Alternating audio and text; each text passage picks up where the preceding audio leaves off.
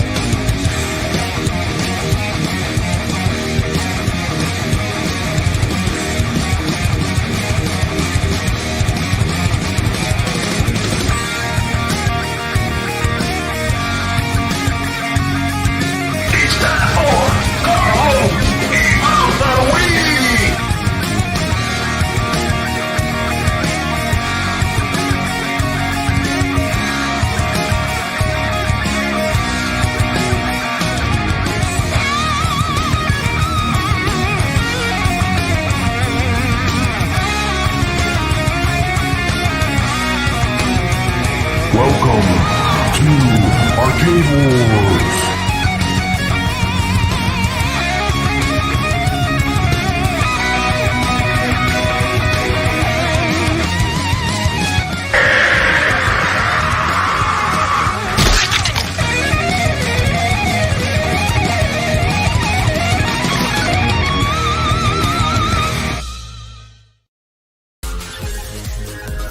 Ladies and gentlemen, thanks for coming tonight. We're gonna do the Arcade Talk show. Yeah, that's right here. The Arcade Talk show. That's right, we're gonna do it tonight. Come on, people, let's do it. Let's do the show. What show is that? That's the Arcade Talk show. Yeah, who's on tonight, you ask? You know who it is. P. McCluskey. And who else? You know who it is. Papa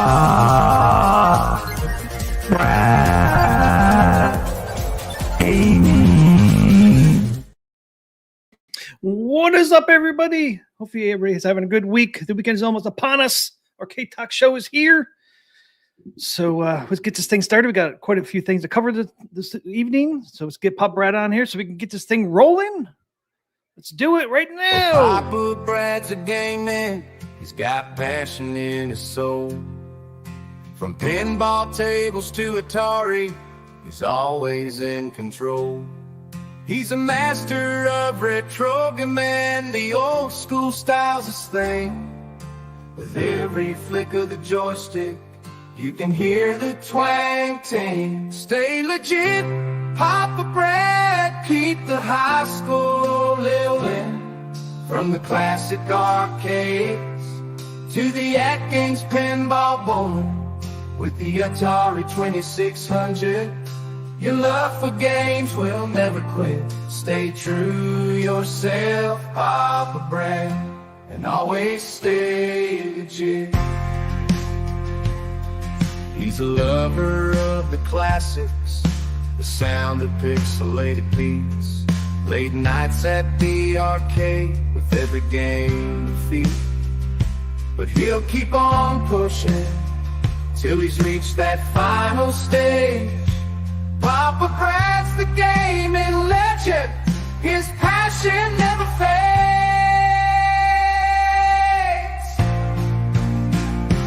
Stay legit, Papa Brad, keep the high school rolling. From the classic arcades to the AtGames pinball bowling, with the Atari 2600, your love for games will never quit. Stay true yourself, Papa Brad, always stay legit. He's a Welcome, Pop Brain. All right. What's up, Team McCloskey? What's going on, sucker? What's going on? Man, been having a good week. How about you? How's your week going? Busy. Been busy, man. Busy. There's been a lot of arcade news this week. Things have been going crazy. I know. Crazy stuff out there. Crazy stuff, man. Too busy to get on the dang AtGames tournament. Even on our own, I didn't get on their roll. And it's a shame because I feel like this week's tournament tables, this is one of the best lineups I think they've ever had. I really loved playing these tables. I really like that pinball champ. I didn't get to play a whole lot, but That pinball champ, it reminds me of a Williams table with the sounds. It has those sounds like the Defender sounds. Really reminds me of an old Williams table. It's amazing. Like it's so much better. Like for a classic table, I think it's great. I mean, definitely give that one a chance. It's a lot of fun. It is a lot of fun. I like you said, I liked all the noises it makes. It's pretty good. I was impressed. It's got like those 80s arcade sounds, the Robotron Defender sounds, very Williams inspired. Yeah. And the playability of that pinball champ, that table plays beautifully. I mean, just the flow of it. You're not constantly losing the balls with cheap drains. No, I know, right? It's like a super playable classic table. I've been really enjoying it. That's been kind of a hidden gem of the week. And it really was. I was surprised how good it was. Like, man, I'm actually like this table. I know we disagree, but I'm still just going to say it again. I love the Sea of Thieves table. The more I play it, the more respect I even have for it.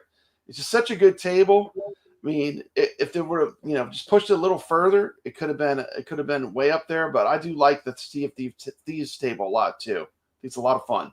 It could have been 10 out of 10, man, if they just went a little bit further. A little bit further. Like them DMDs. Now I can't unsee it. Every time it goes to that swirly DMD that has nothing to do with pirates, I'm like, please just keep the DMD on theme. Keep it on theme. Especially going to Waybacks and playing all those pinballs they have. A lot of them have those video modes where, like, they could have done so much more with the DMD. They did a lot right, but the DMD is something they should focus on for these next, like when Killer Instinct and Battletoads comes out. That's something they need to improve. They need to improve it, man, because you got people that have nostalgia for those two games. And they don't want to see they don't want to see the trippy spinning spiral things, and then the stuff that has nothing to do with the game. The green and yellow star. Yeah, nothing at all to do with what's going on. But anyway, that being said, I do think it's a very good playing table. It's very addictive. Like people say, "Oh, I hate this table," and then they play it for like 3 hours. Team McCluskey. Because it is a very addictive table, the Sea of Thieves. Yeah, hopefully they fixed a couple things they have wrong with it. Yeah. Well, they can always patch it and make improvements, right? Yeah, I hope they do, because there's 4 known issues, really 5, because I got that one where the skeleton dude takes your ball and he doesn't want to give it a back pop, right? You know what's funny? I've been playing it a lot because I played in the tournaments this week. I've been playing a lot. It did it to me one time, Team McCloud. I thought you were crazy. He took my ball and he didn't give it back. See? Wasn't just me, sucker. So finally I had it replicate that bug. Finally, after all these games, it did it one time. I was like, Team McCloskey's right. He wasn't fibbing. See? I know you're probably thinking, yeah, right, man. Yep, told you it does. The funny thing is, if you're playing the game for score, actually, you almost don't want to get the multi-ball because you don't need it. Like, it's all about like getting that bonus multiplier, Yeah, get up to but 10. It's a very addictive game. It's a good game to score chase, and I've been enjoying it. But I feel like the 3 tables we had this week, we had 3 winners. Yeah, I agree. Fishtails is one of the all-time greatest pinball tables. Oh, yeah. You talk about strategy. There's no game that plays once you learn how to play the table, it's a very strategic pinball, Fishtails. Yeah, I love Fishtails. It's all about getting that super jackpot. You want to get that high score. The super jackpots, are critical. And Fishtails, just the replayability of these 3 tables to me, this was like AtGames at some of the strongest AtGames tables. Yeah. Ray says fish tails is king. Yeah, it's a fun table. I remember one time Papa Brad didn't like fish tails. He didn't want us to do it in the arcade talk tournament. He said, "No, I hate that." So I learned how to play it. It's like I said, like if you don't know how to play it, it's got those lightning flippers which are real short. You got to make, you got to play it. You spam that multi-ball and you got to get that super jackpot. But there's a lot of great tutorials that you can check out to learn how to play it. Yeah, I love that table. I know they have Retrotech X did a stream on it. You got Tomato Grass. But once you learn about fish tails and the strategy and how you actually approach playing it, the whole game takes on a whole different light and it becomes a thing of beauty. It's darn near the perfect table to me for Williams Pinball. I guess that's why they included T. McCloskey. Yeah, I guess. I mean, it's a free one on. It's a free one, but it's definitely really good. Yeah, I've always liked it. It's a lot of fun. Big D says Nature's Fury is the best. There you go. Yeah, that is a great table. That's the only one I gave a S tier to in the natural history tables out of all of them. Look what's behind me. I know, Nature's Fury, man. You can actually see it. The multi-ball. It's so rewarding, It's like if you love multi-balls, that table's fantastic. Yeah, they did pretty good on that one. I like the call-outs on it. And oh man, they knocked it out of the park. That whole pack was pretty good, but especially Nature's Fury. That's the only one I put in my highest tier for AtGames. It's up there with some of the best of the best. But once again, one thing they could improve on that is that damn DMD. DMD. I see it now. I'm gonna keep seeing it now that I'm looking for it. It's on. Once you see it, you can't unsee it. But I mean, especially, I think on the like original IP. I mean, it's not as jarring. But for something that is themed, like when they're going to a video game thing like Killer Instincts or Battletoads, they really need to think about how having a DMD that keeps you in that immersion, right? It should feel like you're in the theme of whatever the theme is. Yeah, like Killer Instinct, hopefully they'll have some kind of battle, right? On the playfield. You want to see the battle on. Yeah, I'd love to see the battle on the DMD. I don't need to have the pup packs where I have full-on movies playing in the background. No. But we should at least see some animations and stuff on the DMDs, in my opinion. I mean, it'd be kind of cool to see a little clip of a battle from Killer Instinct, right? Yeah, I do like the bulb animation and stuff they did with the back box. I thought that was nice. Mm-hmm. So they're creeping towards, like, they're getting better and better each time, right? So they are gradually improving, which is good. Yeah, they improved really the play field. They improved the backlash. Now it's time to improve that DMD. Yeah, I did like the play field. On Sea of Thieves, it doesn't have as many. It doesn't have a lot of levels. It doesn't have crazy ramps all over the place. It's less cluttered. Kind of like it seems like they took a little bit of something from Zen Studios when they were working with Sea of Thieves is a monster strategy table too. I mean, it has like 6 pages of rules. It's like the rule set alone is like. But to me, that's a good value because I mean, if you love to play pinball, it's deep enough game, that there's a lot to it, Yep, there is. Hey, who's all in the chat? We got 26 people in here, Pop Red. Who we got in there tonight? We got a pretty full. I gotta scroll up. Let me see. Let me go to the top here. I gotta go all the way back, T. McCloskey, so I don't miss anyone. I hate people. Hey, look, we got Papa Brad. He's a new member. Team McCloskey, someone swiped my credit card, so I lost all my memberships. Oh yeah, I had to cancel it. I had to cancel my credit card. So if you're a YouTuber and I was a member and it went away, it's because I had to cancel that card. I remember when that happened to you. Yeah, and we got Dan Z here. We got Mad Dog. Happy Thursday, Mad Dog. Good evening programs. We got Jason Little Alien. We got Biggie D's Arcade. Now this is a fantastic channel. Why wouldn't you be subscribed to Biggie D? Biggie D is one of the leaders in the arcade community, home arcade community. We got Vader 640. Good to see you. We got Wingo. Danny Johnson. Good to see you, Danny Johnson. What's up, Danny? Hope your new year is going good as well. We got Wyo. We see this guy on all the leaderboards. It's Wyo. We got Wingo here. We got Goofy Foot. Good to see you, Goofy Foot. We got Carl O. Happy New Year's. Happy New Year's, Carl O. You skipped right over the The real creamer. Oh, I did. I'm sorry. The real creamer. Good evening, everyone. Good evening, everyone. We got Tim York here. Good to see you. Good evening, fellow enthusiasts. We got our favorite moderator, Jason's here. Good to see you, Jason. We got my family here. What's up? Good to see you. Yo. We got Dan Z. If I miss you, it's not on purpose. Let's see. Mad Dog is here. Good to see you. Did someone call a doctor? Because Doc Mario's here. Got Rich Dello. We got Marine 50. Got the Cornercade here. Got Wish I Was a Rock Star. Good to see you. We got Ray De La Torre. Room's filling up. Team McCloskey, they're coming on in. Yeah, you can be a few minutes late with our stream because it takes us. We have one of the longest intros in on YouTube. So, like 8 minutes. Yeah, you can come in. You know, we wait for the room to fill up before we start. We got Ichabod Crane here. What's up? Good to see you, Ichabod. Welcome. We got not the real mayonnaise. We got the fake mayonnaise here. So funny. We got the boy from beyond. And I hope I got everyone. If I missed you, it wasn't on purpose once again. Thank you for watching. If you're watching this on a restream, thank you for watching.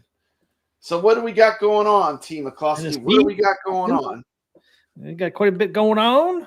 Kind of want to start with that Stern. Well, you guys have seen the Stern Dungeons and Dragons. That's, Dungeons and Dragons coming out. I just want to cover it because this looks like it's going to be something new in the pinball world. I mean, who doesn't love Stern Pinball? I mean, Stern Pinball's great. I mean, you know, which was a little cheaper, but I'm not going to be buying one, but I'll definitely. I love to play real pinball. You know, I say go support places that have it on location. You know. Yep. Especially if there are any free play arcades near you, because you want to get good at pinball. That's where you go because you can play a lot, and you know, you can really get good at specific pinball machines. And Team McCloskey, the last time I went to Waybacks, I have pretty much mastered Mandalorian. Nice. Like, literally every time I play, I at least get the free game. Like, that's when you know you feel good. Like, you hear that. Nice. Everyone hears that click when you're playing in the arcade, and you hear that giant click of that free game sound. It's just rewarding, right? Yep. I got to play a ton of Scooby-Doo, too. They had it on free play. It's never been on free play. They put it on free play. You went, last weekend, right? Yeah, it was great. I have a tour up for Waybacks Arcade. That place is cool. It's actually was a full-size supermarket that they gutted out and turned into an arcade. So you know how big a supermarket is, Team McCluskey. I know. It's not your normal size for an arcade, you know. And it's a really cool operation they have. They have one of the best arcades I've ever been in. I mean, it's so that the condition of the games and stuff, they keep everything immaculate as far as if you go there to play, you're not going to find, you know, machines in better shape than the way they do it. Because what they do is about a quarter of the supermarket is a workshop. And when a game goes down, guess what they do, Team McCluskey? They roll it to the back and they roll out another one. They got a whole backup. They have a whole bunch of them. Roll into the garage. Yeah, they roll it into the secret part that people don't. It's like the way they did it. They basically made it where you can't tell that the building continues. Yeah, and they roll it into that whole shop area where they work on stuff to keep everything. But there's no broken games on the entire arcade. There's nothing. I mean, not a button. Nothing. Nothing's broken. It's insane. Yeah, that's awesome. They were able to do that. Hey, thanks, Ray. Woo woo, Steve for you. Woo! Sean got a membership. And I guess that's it. Oh, there's another one. Hey, you got one. Soggy bacon. Funny, there was a delay. Richard Dello got one. Whoop whoop. Richard Dello got one. Good. And Soggy Bacon got one. Not crispy bacon, soggy bacon. Soggy bacon. not the crispy bacon. The soggy bacon. It's funny. Thanks, Ray, for that $5. Thank you, Ray. Memberships. Ray is awesome. Congrats to everybody that got one. So we got a video of the Dungeons and Dragons pinball. Yeah, and like I said, I think this is going to be definitely something new, right? You can continue your game. It tells a story. It's pretty neat. There's different paths you can take. Looks like. Yeah, it looks like the dragon moves around. Its head moves around. It to me, this is kind of like definitely unique. Yeah, and might change pinball forever. Just because it has those unique features, like I said, you can continue, so you can play on one machine, one arcade, and then you go to another arcade, and you can continue your game, Pop Brad. Yeah. Well, they did that with Venom. Venom was the first table they did that. But since this one tells a story, and you get this theme is better. Like a Dungeons and Dragons theme for a game that you can continue is a really good theme. Yeah, like I said, you take different paths, and it's pretty neat. If I had the money, Pop Brad, I would think about getting one, but I don't have the damn money for this. But it's pretty neat. Oh, shoot, I got the wrong one. Well, I'm sure I'll be going to Southern Fried Gaming Expo. They'll have Marco Pinball does all the Stern displays. They'll have it there for sure. There it is. Yep. Let's take a look here, man. Is it the Tyrant side? Everybody, it's George Gomez at Yes. Pinball, and we're here today to celebrate a storied franchise that has entertained players. Those lit up speakers. I'm thrilled to present our latest game, Dungeons and Dragons: The Tyrant's Eye. There's the eye. Go on an epic and thrilling adventure into forgotten realms to battle iconic enemies, including the most advanced animatronic dragon in pinball, Wrath the Relentless. Here breaking. Dragon Look at him moving around. Action with multi-axis motion and features omnidirectional. You gotta steal that dragon's treasure, T. McCloskey. All while Get that breathing treasure fire. underneath his chin. In Yep. addition to an array of flowing ramps and shots, the game highlights some really cool playfield toys that bring Dungeons and Dragons into the pinball universe. You'll notice the gelatinous cube with magical magnet ball interaction, a player-controlled shield device, and of course, disappearing dungeon entrance. Dun, sword is dun, only dun. the one who wields it. The Tyrant's Eye is brought to life with custom speech and voice talent by a star-studded cast, including Michael Dorn, Come here, tasty traveler. Luke Gygax, Nothing is impossible. Kevin Smith, Enough talk. Let's finish this. Brendan Small, We meet again. Matthew Mercer, You are being attacked by a gelatinous cube. and many more.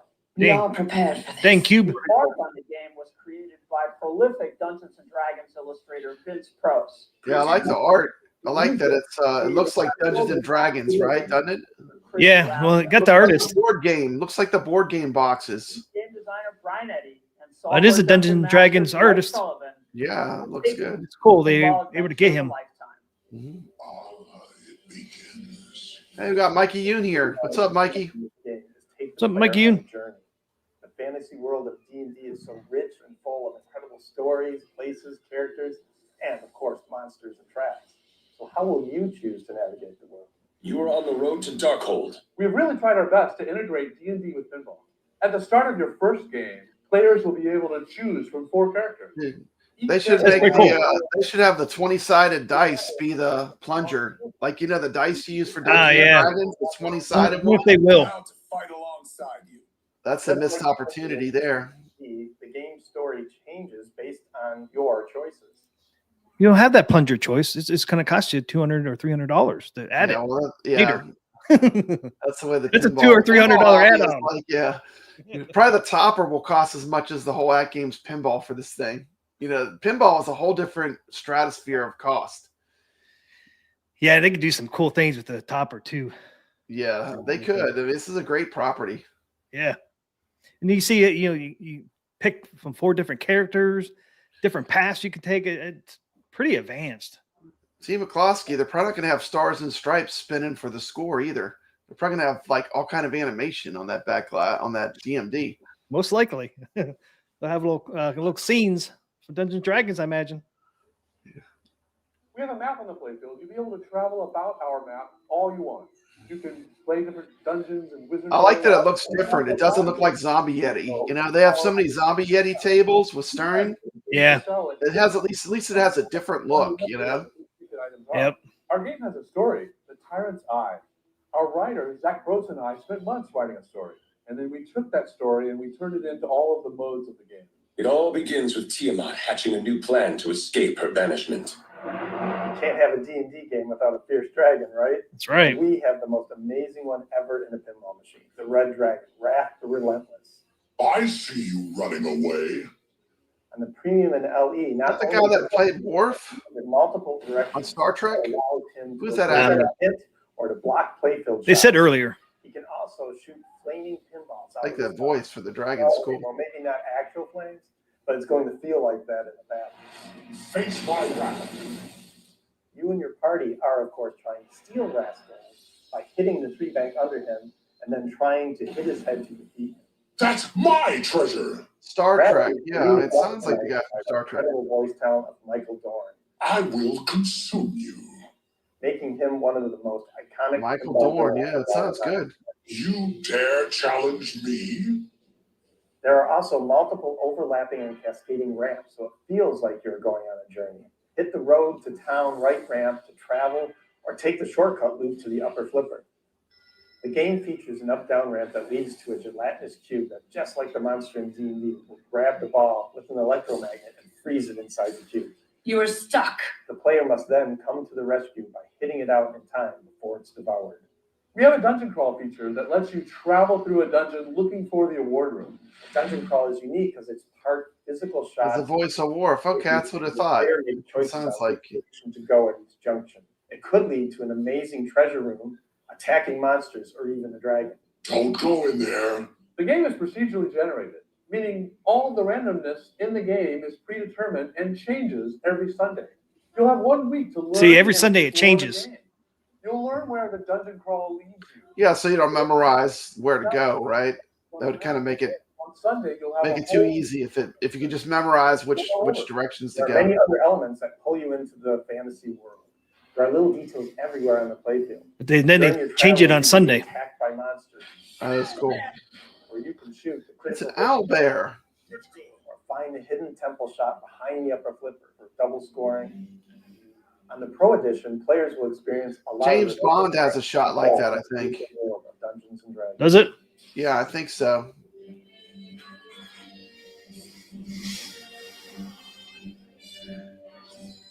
Through the power of Insider Connected, we're integrating our new pin save system.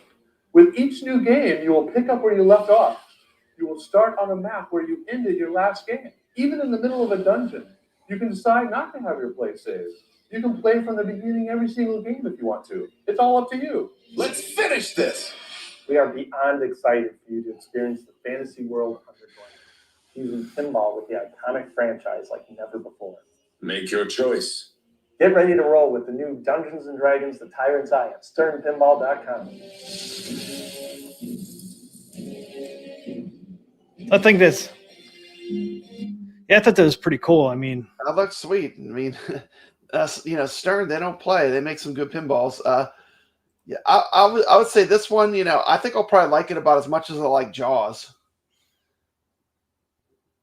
I think the dragon thing is cool, but other than that, it looks like a pretty basic layout with just some ramps, yeah, but you do. I think the dragon thing is cool. The dragon moves around, but it's so hard to tell until you play it, right? Right, exactly. I mean, I like the concept though. Like you have different paths to go. You could choose from different players or different characters. Like if you do the wizard, was one example was that shield that goes in between the flippers.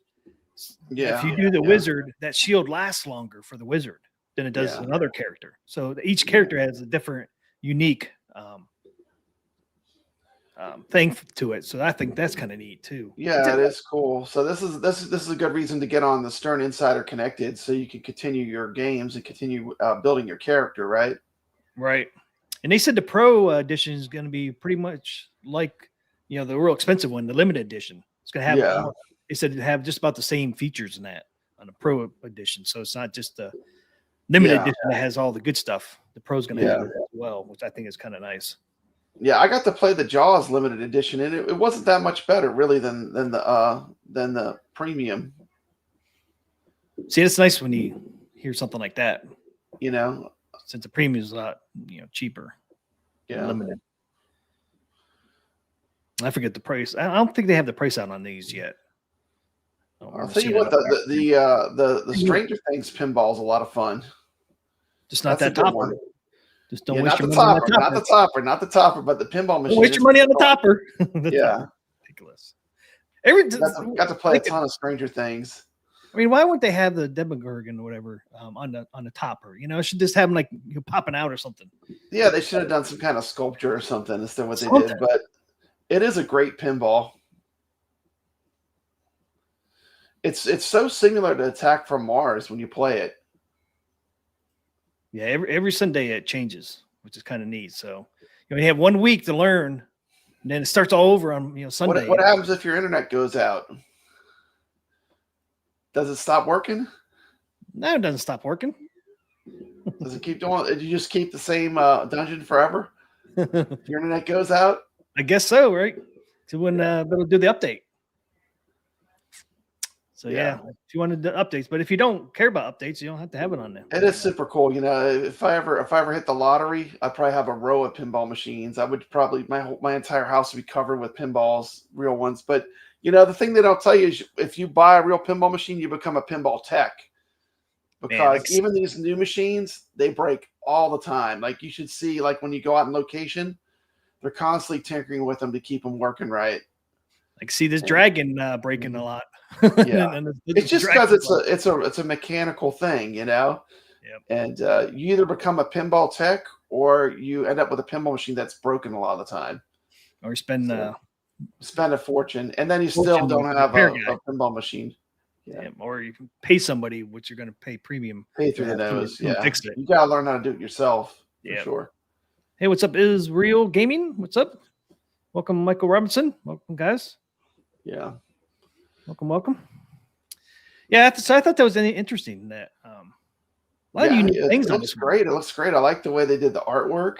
Oh man, yeah, it looks a little different. I mean, it's cool they were able to get the Dungeons and Dragons artist to do the artwork. So cool. I like it. I can't wait to play it. I'm sure I'll eventually run into it on location. I'm sure. Oh, I'm sure. Yeah. Or when I go to Southern Fried Gaming, they have everything, so they'll have this 100% because they'll be selling them there. Yeah, true. They usually have all the different versions too, so you can play all three versions, which is nice. You know. Yeah, pretty neat. Even got the dragon on there. That dragon sounds like it's going to be unique too, or something. Yeah, it looks really cool. It looks cool. Things it's going to do. Reacts to the ball. They definitely knocked that out of the park. Oh yeah. I know. If you want to see some footage of it, the Rexer Show has some great footage of it on his channel. He played it. Did he? Yeah, he played. He went to CES. Oh, that's right. Yeah. Did they have it there? Yeah, he did. He did CES coverage. I'm surprised they had it there already. So there's the three versions of it. Get the Pro, the Premium. Yeah, I cannot wait. I'm sure I'm going to love playing this. It just looks fun, you know. Yeah. I see the dragons on all three tables too. The Pro, and Premium, and Limited all have the dragon on there. I'm not sure if it moves on the Pro, but at least the dragon's on there. Yeah. Usually, like most places, most places you see the Pro and Premium on location. Occasionally, you see limited edition, but those are pretty pricey to have out. Just to have the general public, playing them all the time. I know. There's this place in Florida called I think it's called Monster Arcade. Like they have all the premiums. I mean the limited editions. Really? All their Sterns are all limited. It's like, man, you know how much money that must be? It's insane, know, right? It's like just rows of limited editions. Crazy. Damn. They're flexing. Yeah, they are. Dang. Jeez. But in Florida, you got Disney World there. You got some big locations, and there's probably a lot of competition for places to go, right? Right, and plus you probably draw that's why they crowds go so too. overboard. Yeah, but yeah, they probably get some big crowds too because people vacationing down there for other things, but take a break from that. That's what I did. Yeah, I mean, we were down there for Disney World, and it was like about an hour drive from Disney World, and they had to. But it was a great arcade. I have a video of it on my channel. So this will be a fun one. I can't wait to get to play it. So this is the Pro edition here. You got the guy on the back glass art there. And I mean, I even like the artwork on the Pro. I mean, it looks really nice, right? Yeah. Pro, I mean, Got some purple down there. I always thought that eye was called the Eye of the Beholder. It's not the eye. They said the Tyrant, though, is what they call it, huh? Well, That they eye made thing? they made up their own story. So Okay. he said the one guy there, the glasses, him and somebody else actually came up with the story. So I don't know. Biggie D saying this is the best pinball ever made. I don't know. I think that's a little bit. I have to play it to have that kind of opinion. looks wise, It does look probably great. up. It looks Yeah. great. It's very attractive. Very attractive. How it plays, you ain't How gonna it know. plays, you never know. You know. Yep, You never know. until you play it. You never know. Oh, look, they got some kind of night on this one. That's kind of cool. That is cool. And then the artwork on that one. I kind of like the pro artwork a little better than this one, but you do have the two dragons fighting. Can't tell. It doesn't look like there's a dragon on that one. And then there's the limited edition. Yes, I always think that the limited editions, almost the artwork isn't as good. It's more quirky, and it's beautiful with all like the painted rails and all the extra like features that it has. Yeah, but to me, it doesn't really look any better. I mean, all three look great. They all three look good, but yeah. I'm not. To me, right now, just looking at these pictures, I like the pro better. Yeah, a lot of times the pro has the best art because it's the one that's on location the most. Makes sense. That's what people are going to see. Yeah, that's probably the most common one you're going to run into. Great artwork on all three. I mean, can't complain on none of them. Yeah, you get that armor. Like if you look at like the fire, like going down the side of it. If you look at the top of it, like the way they hold the glass in there, that's pretty cool. So you get a little more deluxe features if you're going to go crazy and go all the way to 11. But yeah.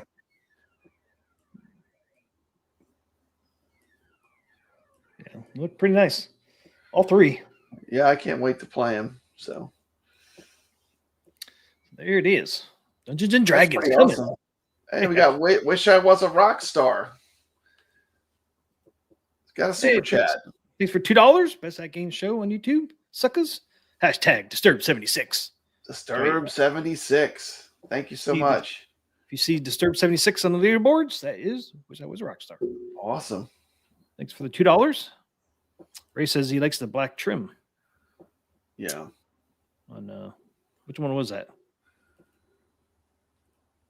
Oh, okay, so except for the limited edition, have the black trim. Pro and premium both have the black. Yeah, I like that AtGames with the black trim. I think the black looks good. Yeah, and black looks good with everything too, right? Yeah, black does look good. I mean, you can't go wrong with the black trim and black legs. Yeah, one of these days I'll spray paint my legs green like I did the speaker grills. I forgot. I was going to do that over the summer and I totally forgot. Man, Israel Gaming's making me hungry. He says nothing feels better than working all day just to get home to a wonderful spaghetti dinner with garlic bread from your wife while watching your favorite VPN AtGames show. Thank you so much. Thanks, Israel. The garlic bread, man. Delicious. I can go for some garlic bread. I had that. I had a foodie video I put up. My wife brought me some. I saw that macaroons. Yeah. Which one was better, purple or pink? You can't go wrong with raspberry. I love raspberry. Yeah, it was pretty good. It was pretty darn good, I have to admit. The pink one was raspberry. That was my pick, man. Yeah.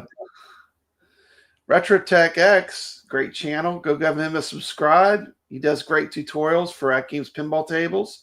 He says Avatars is still favorite looking pin. Have not had a chance to play Avatar. Have you, Team McCloskey? I've not ran into it yet. No, but I know I will eventually. It's just a matter of time.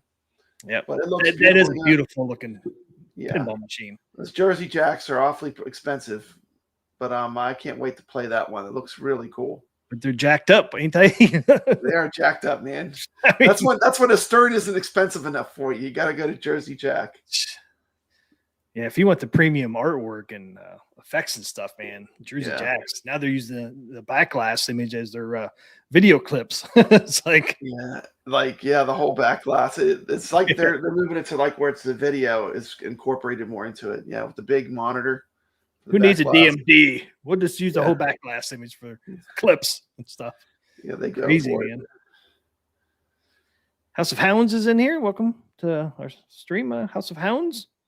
Shout out to House of Hounds. Another great man. We're getting a lot of great new AtGames YouTubers. He does some great live streams of pinball. House of Hounds knocked me to 11. Team McCluskey. I was number 10 on Fishtails for a hot minute. For a hot minute, I was number 10. And House of Hounds popped it. He said, not today, Pop Brad. Hold my beer, sucker. Hold my beer, sucker. And he popped me to 11. So I'm sure he probably did it on a live stream too. He live streams a lot. He has a really great channel. If you want to learn some strategy or you just want to watch some good pinball, go watch House of Hounds. He's got a good channel. Thor KC says Tron Legacy is my favorite looking pin. That's a nice looking one too. There's some great looking pinball machines out there, that's for sure. Yeah. I think Dungeons and Dragons is up there. Not good as Avatar, but I would say it's up there. Yeah, it's definitely a good looking table. Yeah, all 3 editions look really nice. Doc Murray says, I wonder how soon Stern will move to a full screen backlash. I don't know. I don't see him doing it. I think if they were going to do it, they would have done it by now. But you never know. You never know. Yeah, you just don't know. I mean, they seem to stay a little more classic, but you just never know. Mm-hmm. You know, competition makes you change things, you know? Yeah, it does make you change. Hey, man, iron sharpens iron. You got to have competition. It moves everything forward. Competition is good everywhere, right? The more competition you have, the better products become. Better you are if you're in the competition. I mean, it's just anything. Competition is great.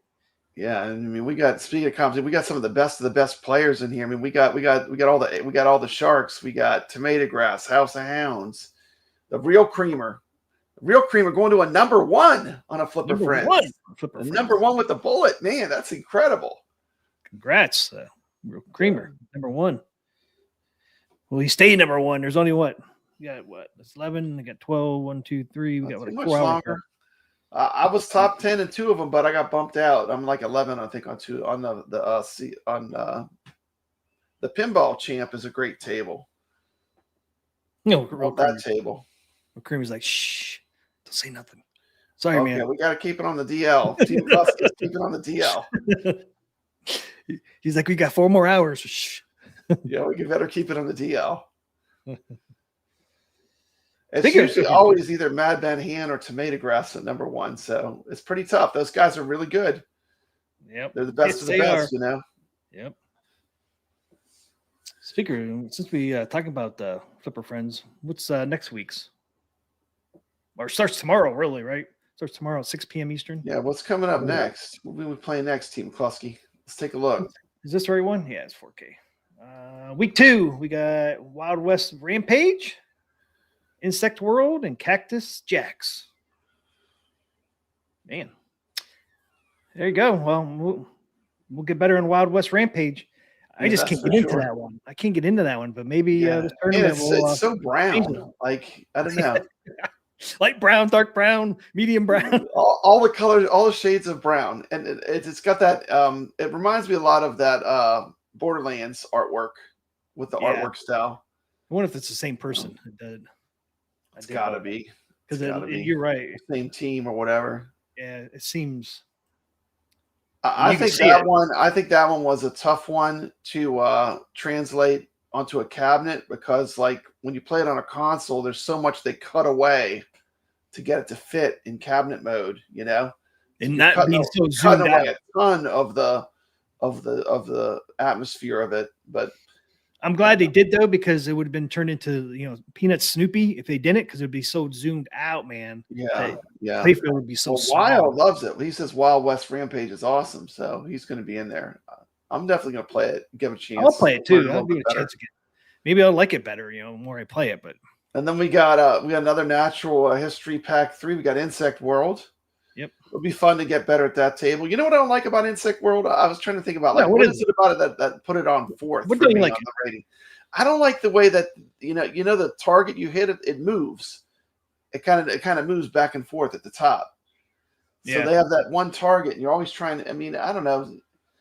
It's a beautiful table as far as looks. It's very attractive, but I think maybe I just have to learn it more. I didn't spend. I mean, I'll spend more time on it, but.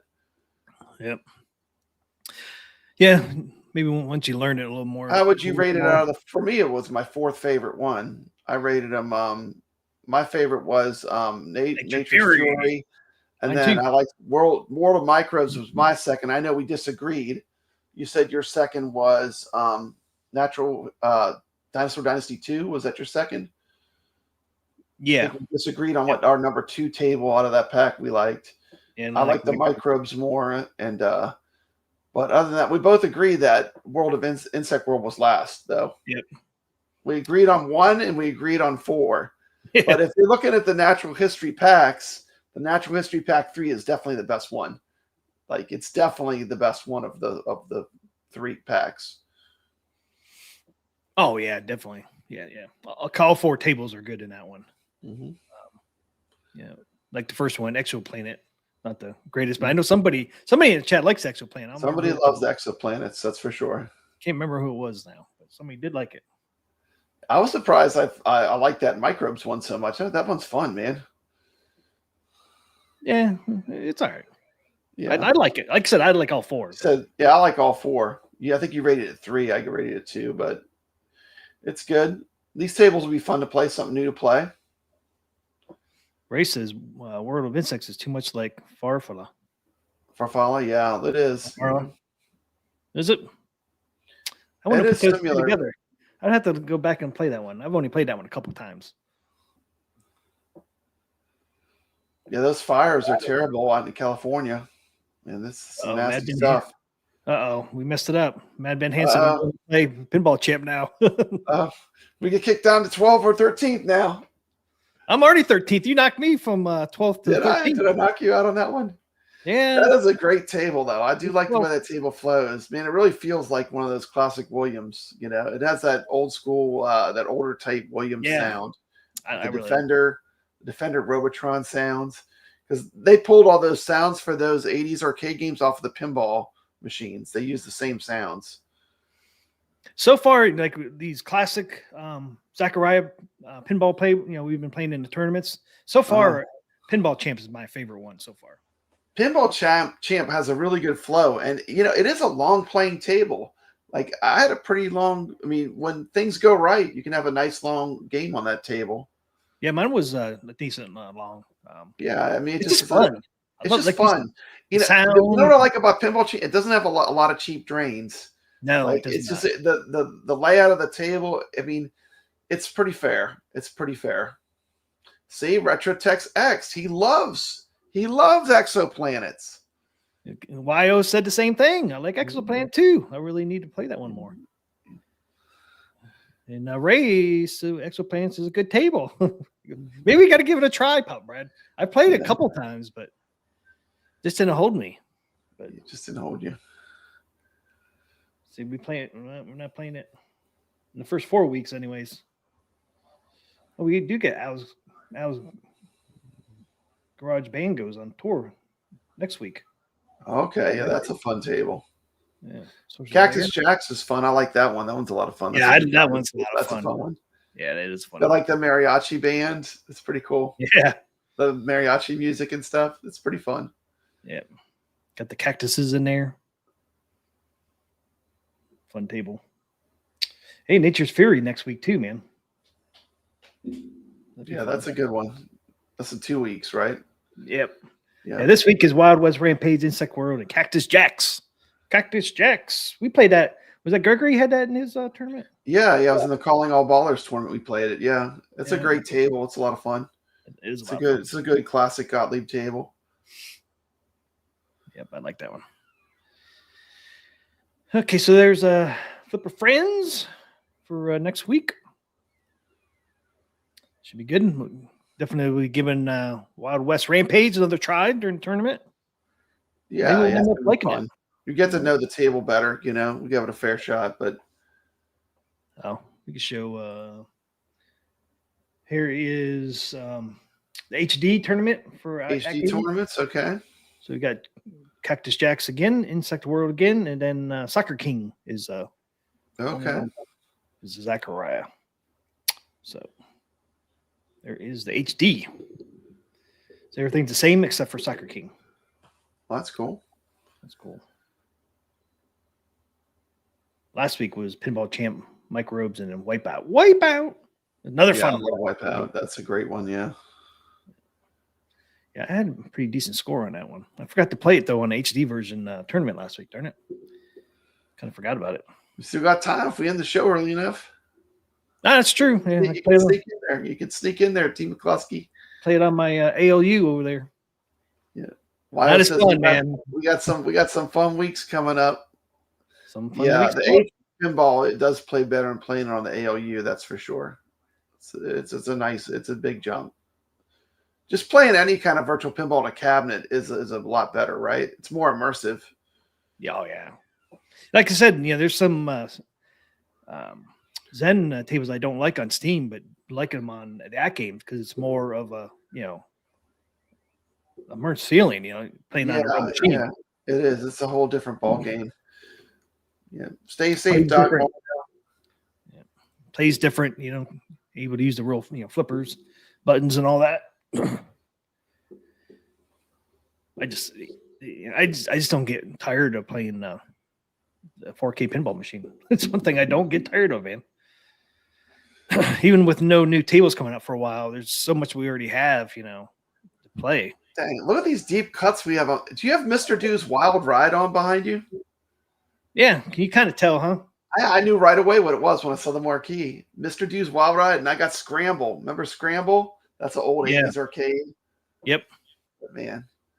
I've been loving this multicade, man. It's just it's so many games you can get on it and play the classics, It's cool too because this is a horizontal game and it has the horizontal layout for Mr. Do Wild Ride.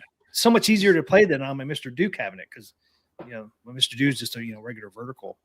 It's kind of cool that the ALU can do kind of gives you that ratio for vertical. Yeah, they got the really good black levels for these classic games too. The blacks are so black, Yeah, you can see this score leader right now on there. The bit LCD. Yeah, look at that. That's sharp, man. That thing pops. Yeah. But it's just cool too that it changes when you change games. Every game has a different marquee, right? Yep. Definitely is an elevated level. Oh yeah, it takes it to the next level. Yeah. Kind of like it's good to have it's good to have a multicade and a virtual pin that can play a ton of tables. It gives you a nice mix of things to play. Yep, it does. Like in both for sure. Richard Texas Wipeout is great. Yeah, I love that table. Winter Sports too, man. I like the Winter Sports. We played that last week or the week before on AtGames tournament. Definitely a fun table too. Winter Sports. I didn't think I was gonna like Winter Sports. I was like, man, it's actually pretty fun. But just like the SSF kit, takes it to the next level for the 4K pinball. Yeah, I've been asking why. Yeah, we both made him aware that the Activision packs don't work. We're just waiting for him to do something. I need to say something to him again and see if we get a time frame. Yeah, man, because I want to play some River Raid, man. I know, man. Love that game and I want to play some Hero and some Frostbite. Yeah. They got some great games in that pack. Pitfall 2. Pitfall. I mean, I love the music on Pitfall 2. Yeah, that's what they told us too. They just told me it would be fixed on a future update. Where's update? Yeah. It's kind of like the calm before the storm. Team McCloskey, enjoy the break because once they get that rolling with all the new pinball tables, we're going to be so busy. It's going to be insane. We'll be getting new stuff every week. It's going to be great, Every week we're going to get something new to talk about. I mean, it's like content for a year laid out right there. Here, this is the Magic Pixels. Starts off January 30th with Space Shuttle Deluxe. Then February 13th, you got Zancor Deluxe. And then the 19th, I think it's the 19th, isn't it, for Zen? Pull that one up. We get the Star Wars tables first. First ones out will be Star Wars. Yep. Hey, Team McCloskey, I like that to be announced. That to be announced is sharp. That looks good. All right, thanks, man. Well done, Order sir. was coming. Order was coming. Well done, sir. If we only knew what the surprise will be in that to be announced. I know.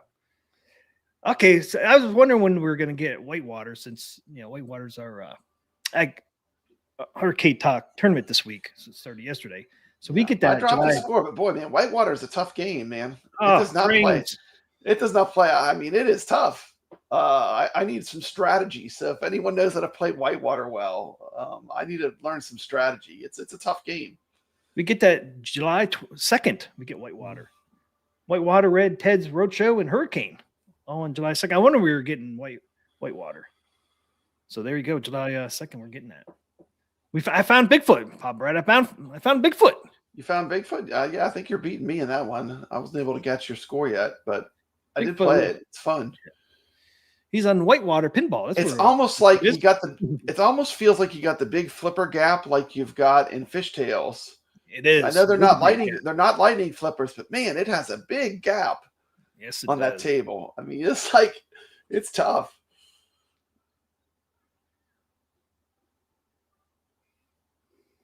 It is real tough. They have a beautiful topper on that pinball when you see it. It looks like the water's flowing. Yeah, cool. I saw that. It's got a cool effect on the topper that they have on that when you see it on location. So we're getting the one we played in the tournament, Empire Strikes Back, huh? Yeah, that's the first one. That's why great, I did that, because we played that for like a full week. So like we're definitely going to be able to see how it compares to OTG. Yeah, that's why I picked Empire Strikes Back to Clone Wars. Yeah, that's great because it's the first pack. Of course, Empire Strikes Back won, but yeah, it was a fun table. That one's kind of hard too, man. Empire Strikes Back, that one drains a lot as well.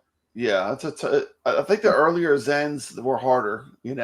Oh man, I think that they dialed in the gameplay a lot. Like I think they just get better. Like as far as they're more playable. Man, I played a bunch of games, man.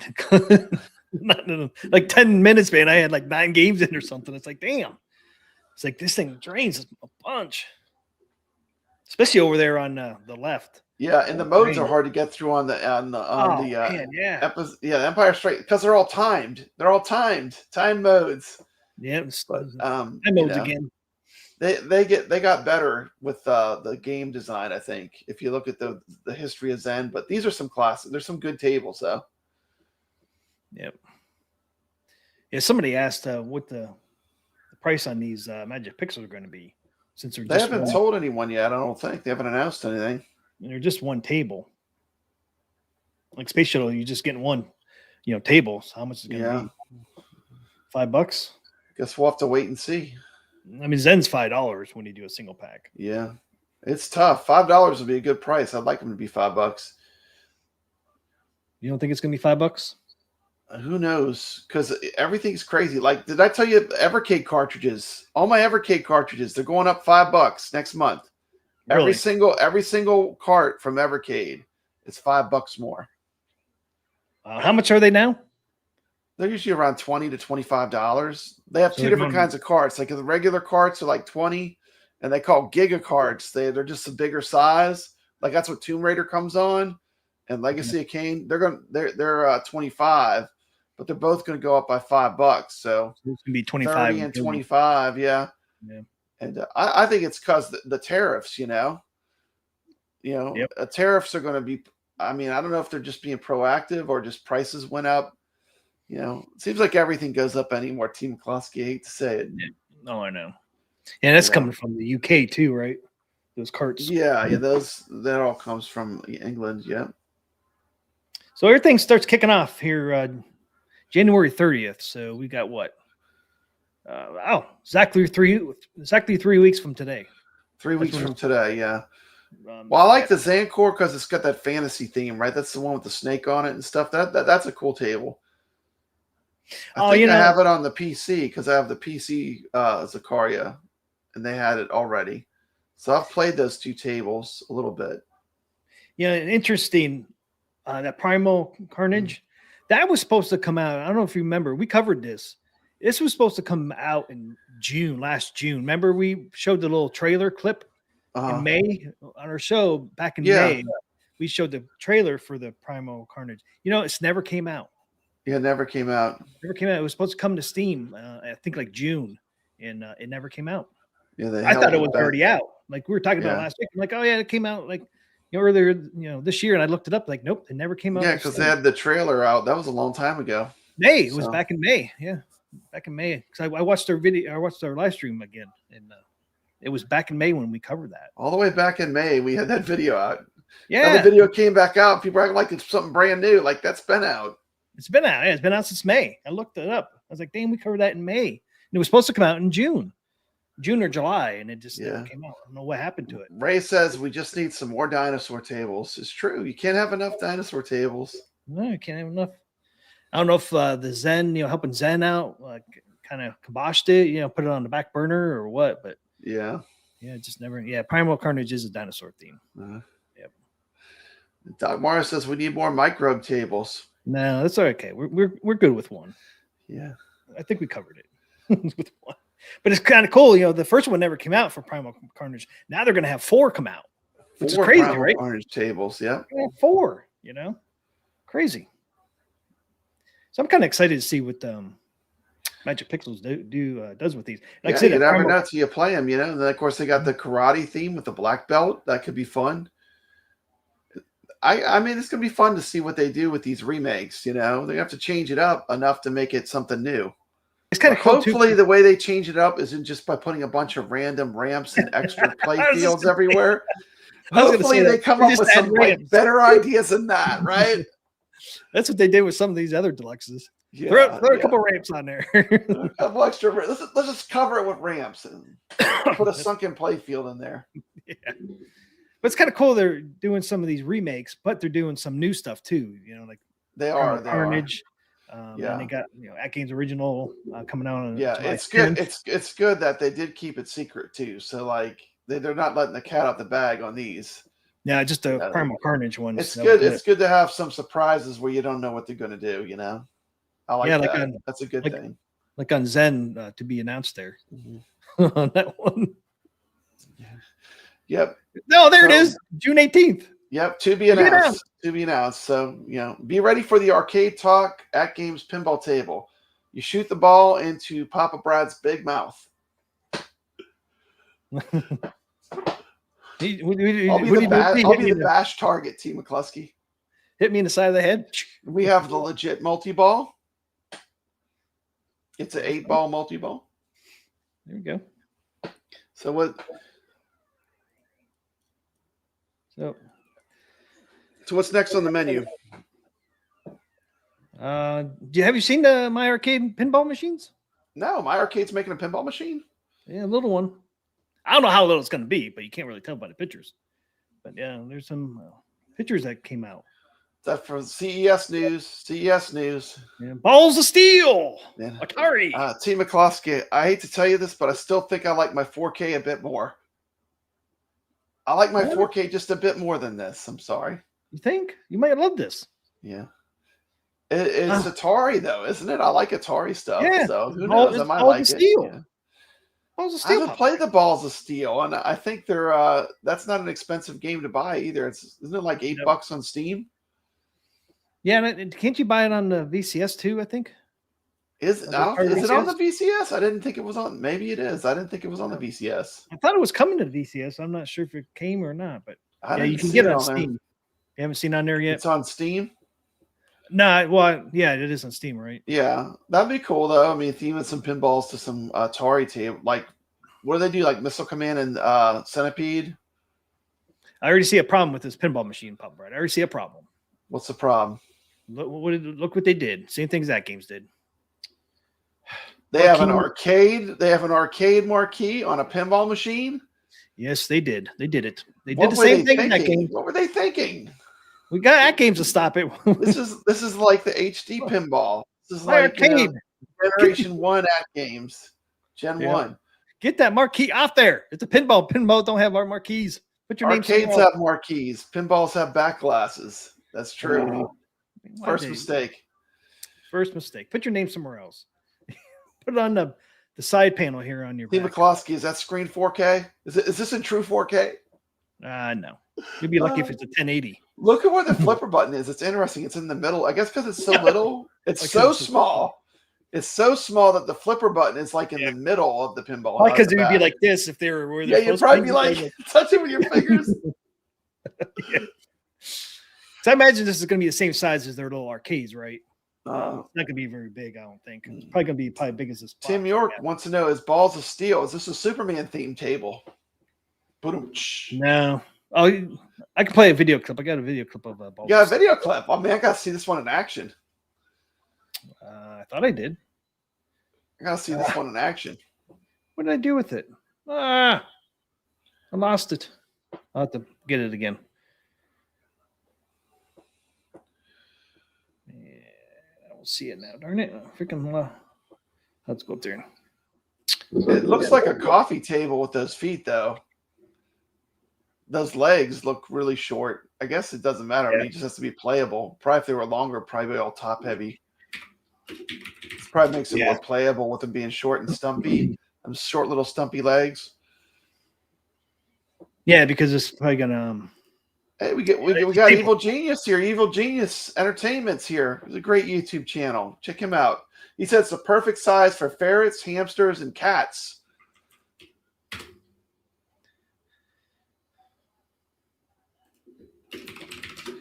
Doc Mara says this looks like someone's Home Depot project. Sorry. Or my arcade. Not getting the love over here on Arcade Talk. For what it is, I think it's good. Actually, yeah, we did give a pretty positive review of the GSP. The Game Station Pro was pretty fun. That was a pretty cool product. They're kind of hit and miss, I find. What do you feel about my arcade? I like the concept. I mean, if you don't have the room and you like, putting stuff on shelves and stuff, I think they're great. Yeah, a lot of their stuff too. It's not for the diehard hardcore arcade lovers.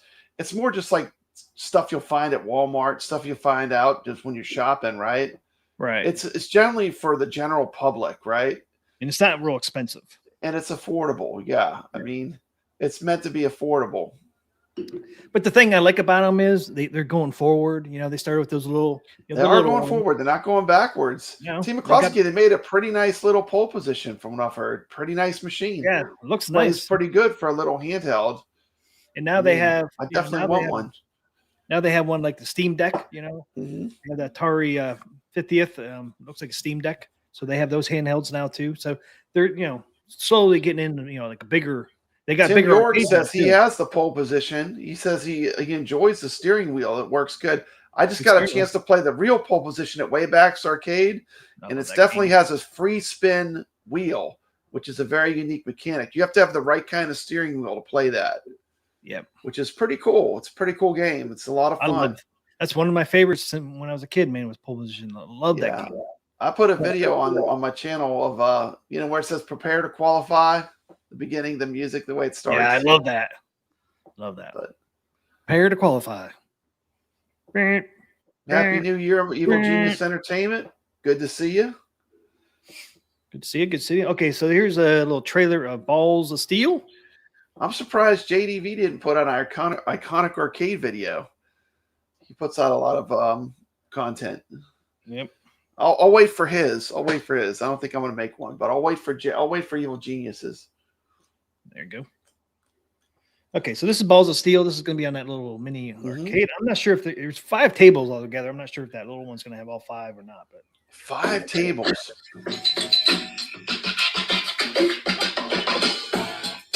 The balls are back. Balls are back.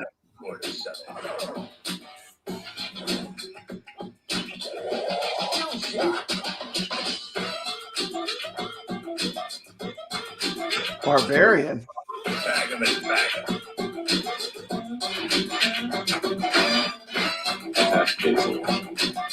Oh, look at that. Missile Command. I like the Missile Command. Yeah, that looks cool. Got some arcadeage. That's pretty cool. Oops. Didn't want to do that. That is kind of cool. I probably would like that because I'm such an Atari geek. Yeah, the Centipede one looked pretty cool. And yeah, Missile Command ones do the missiles too. That's pretty cool. So yeah, it's on Steam right now. See, I have the Atari logo down there, but Oh man, you see, I knew it. Evil Genius's video's coming out tomorrow. He's coming out tomorrow. Be sure to tune in. Evil Genius Entertainment. there you go. He has a video coming out on the iconic arcades. Go check it out on his channel.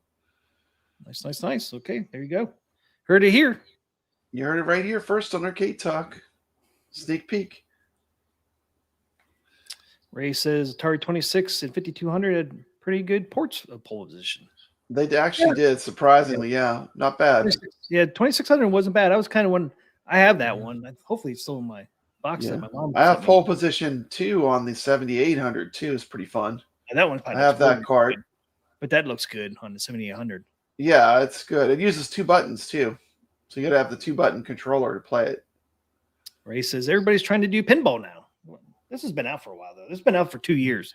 This came out in 2022, actually. Yeah. I'm not sure. I'm surprised it hasn't come to VCS or 2600 plus or anything. My arcade does have a couple things I'm interested in. I think that I want to check out. They have that player, that Atari player with the trackball and the paddle. I think that's pretty cool too. It has a number pad. Oh yeah, it does, doesn't it? Yeah. It looks pretty nice. Yeah, one thing I see on this, this is probably just not a final, but like the artwork on the side there, it cuts off right by the button. So it stops. Yeah. It just stops. It just stops. It's like they were just like, you know what? We'll just squish that artwork in the front. Your hand will be there anyway. The button's in the way, Pop Bread. The button's in the way. It can't continue. Can't continue. That artwork doesn't go past that where your hand is. That's so funny. Hopefully they'll extend that artwork all the way to the end there and put something in front. T. McCloskey, it's not Dungeons and Dragons by Stern. Oh, come on, man. I thought it was going to be about the same. How's the lag? Oh, look. Now how's the lag? Look, this side of our workers all the way down. What happened to the other side? See, that looks so much better having the artwork going all the way. Yeah. Oh, look, you even got a nudge button, Papa Brad. Your nudge button's right here, though. How the heck are you going to get to the nudge with it in the front?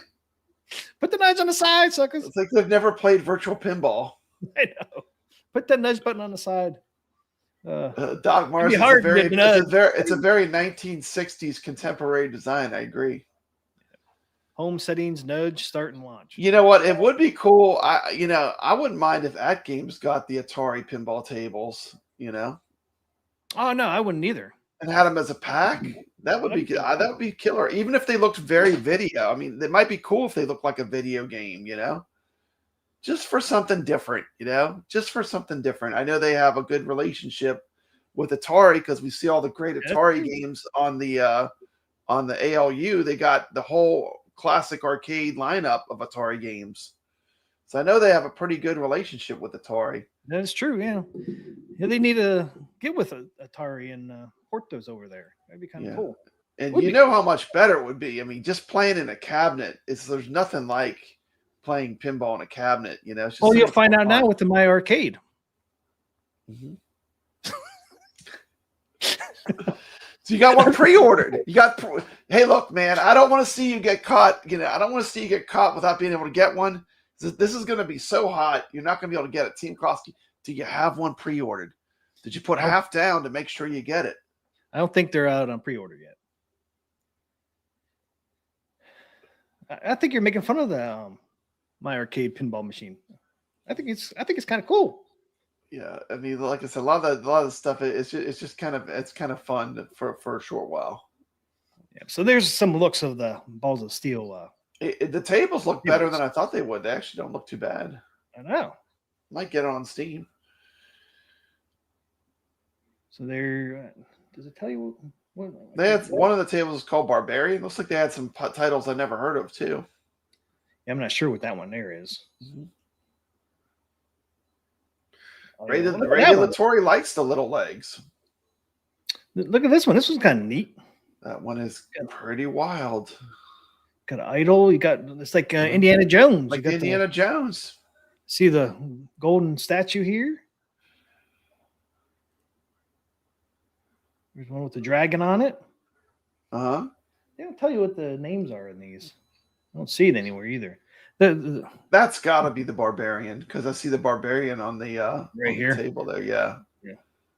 Got a dragon on there. Yeah, the tables, these setups are pretty cool. Look, there's Centipede. Yeah. They'd have to stretch them to make them for a cabinet, though. But they're not really set up for cabinet. But they could be. They could definitely take some of these and turn them into little Missile fun. Command. Yeah, I like it. Yeah, it's not bad. So yeah, the setups look actually pretty good on them. They actually do look kind of fun. Yeah. And how much is this on Steam? Get out of there. Let's see. $9. $9 for $5 tables on Steam. I might have to take the plunge, T. McCluskey. I haven't even seen any videos of it being played. It'd be cool to see some videos on YouTube. I haven't even seen any videos of it, so it'd be cool to see some videos. Yeah, me either. Yeah, and that's a good idea. You know, like you said, AtGames has a good relation with Atari. They should hook up and get these 5 tables for a pack. That'd be they cool. could make an Atari pack, Atari pinball pack, and just so awesome. have it where you just buy a pack of them, Yeah, and have it on HD and the 4K. That'd be so cool to have. I mean, these don't look like they'd be too demanding to run. Looking at the graphics, no, there's some. Imagine they could probably put them on HD and 4K. Yeah, that's what I'm thinking. And they're simple. Right, the Tori says, "Buy it now. I want to see your video, Brad." That's all right. Yeah, I have to remember this weekend. If I remember, I'll get it. That's true. ThorKC says for $9 you could OTG those tables. See what they look like. That is true, Pop Brad. Yeah, they don't have OTG mode. I don't think. I don't know. I have to look into it. They might not have. I think it's just video pinball, but I mean, it could definitely be something they could port. Yeah, I haven't seen any videos yet. I forgot they even had these, and I said it's been out since like 20. No, they said release date was January 30th last year. Okay. Yeah, it just kind of flew under the radar. We didn't really notice it. Yeah, I'm kind of curious now. For $9, you can't go wrong with 5 tables. That's for sure. Yeah, that's like next to nothing. Yeah, that's less than $2 a table, right? Yeah. I love playing pinball on. I have all the console stuff for pinball too. I have Pinball Effects. I bought all the tables on my PS4. I've always bought all the pinball stuff I could find when I have classic consoles. I have the Pinball Arcade I was big into. I bought all those tables. So I mean, I like playing on consoles too. Once you play pinball on a cabinet, though, it's just a whole other ball game. It's like it's almost like you can't go back. Like as cool as it was playing on my PS4, well, I mean, it's just not the same. A cabinet is like the next level for like the immersion and like what they can do with it. I know. Yeah, when we play on Arcade Talk tournaments, going back on a console, man, it's just not as fun, right? I still have fun playing. I still have a ton of fun, but I mean, it's just not as immersed and as fun. Yeah. The real cabinet adds a little more, excitement and fun to it. Yeah, the immersion's so much higher. Yeah, it's still video pinball, but its immersion level is so much higher. And the way that AtGames 4K pinball, and you're getting close to being, especially with what Zen's doing and with the SSF kit implementation that they do custom for the 4KP and the flipper lag. I would argue the shot accuracy is these tables are better and easier than a lot of the Steam versions. Not every time, but a lot of times. Yeah, I feel like I play better on the 4KP. Definitely, because there is lag on Steam too. Yeah, and I know it's not my computer because I got a ruthless computer to run OTG. Yeah, same here, Real Creamer. My PS5 is collecting dust over here, man. I haven't turned it on in months. I need to dust that thing off. I need to do some ARC videos and just haven't did those, man. Been busy doing other things and playing 4K pinball. It's like can't get back to ARC, man. And, having too much fun playing with the 4K pinball. Yeah. Well, once you get sucked into the tournaments too, the tournaments are like it's just like there's so much fun to play and see your score creep up, And yeah, that too. Get better at the tables. It's fun. It almost takes a week to really learn the table. I mean, like if you really want to know it, I mean, it almost takes a week just to really get a feel for the whole experience, Yep. Yeah, especially some of these tables too. The rule sets takes a while on some of them to. Yeah, they're complex. Yep. Yeah, like Sea of Thieves. Yeah, we'll see if Thieves is on a whole other level. But you're right. There's the My Arcade pole position. There it is, Pop Bread. Looks exactly almost exactly like the real one. That does not look like the real one. I hate to tell you, Tim. I just played. That looks nothing like the real one, but it is a cool. It's a cool for like a just something to play as a fun arcade kind of experience. It's still pretty cool. It has the right kind of wheel. The wheel is what is so critical because it's a custom kind of wheel on it. The free spinning wheel, Yep. I agree with Ray. The tournaments and leaderboards are one of the best things that they got right on the 4KP and on the AtGames for sure. Yep.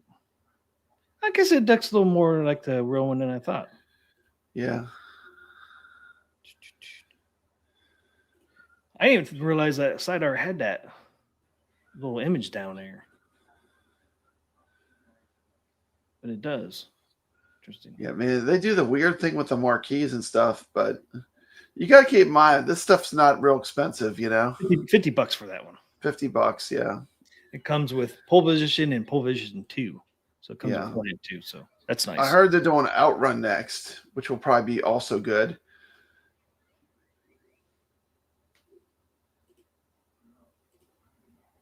Okay, here's a real picture. Yeah, that's what the real one looks like, yeah. See, the side arc is pretty close. Yeah. Bezel would be too, it's but pretty similar. Yeah, the bezel's so thick on the My Arcade one. And then there's My Arcade. I wonder why they didn't go with say Atari up there. They put pole position up top there on the side art, where the real one has Atari on there. I wonder why they didn't put the Atari on there on the side art. I wonder.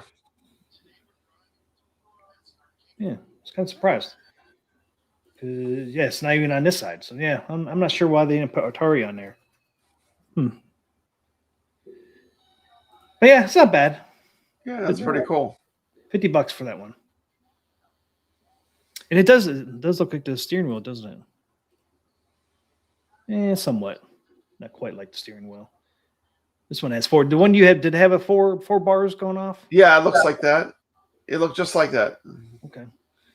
See, and there. I can't pull it up. It won't let me do it. I was gonna pull up the video. It won't let me do it. That's okay. Wonder why.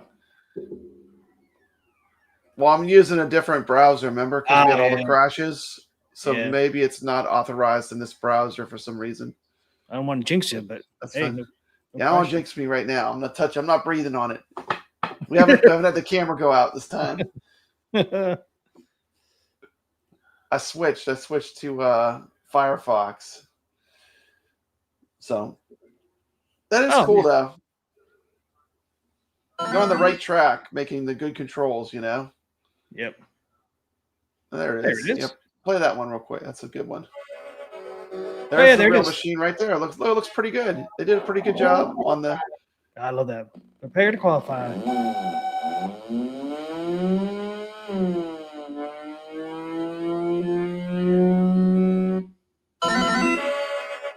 Look at that. It's the real deal, Team Koski. Huh? That's the real deal there.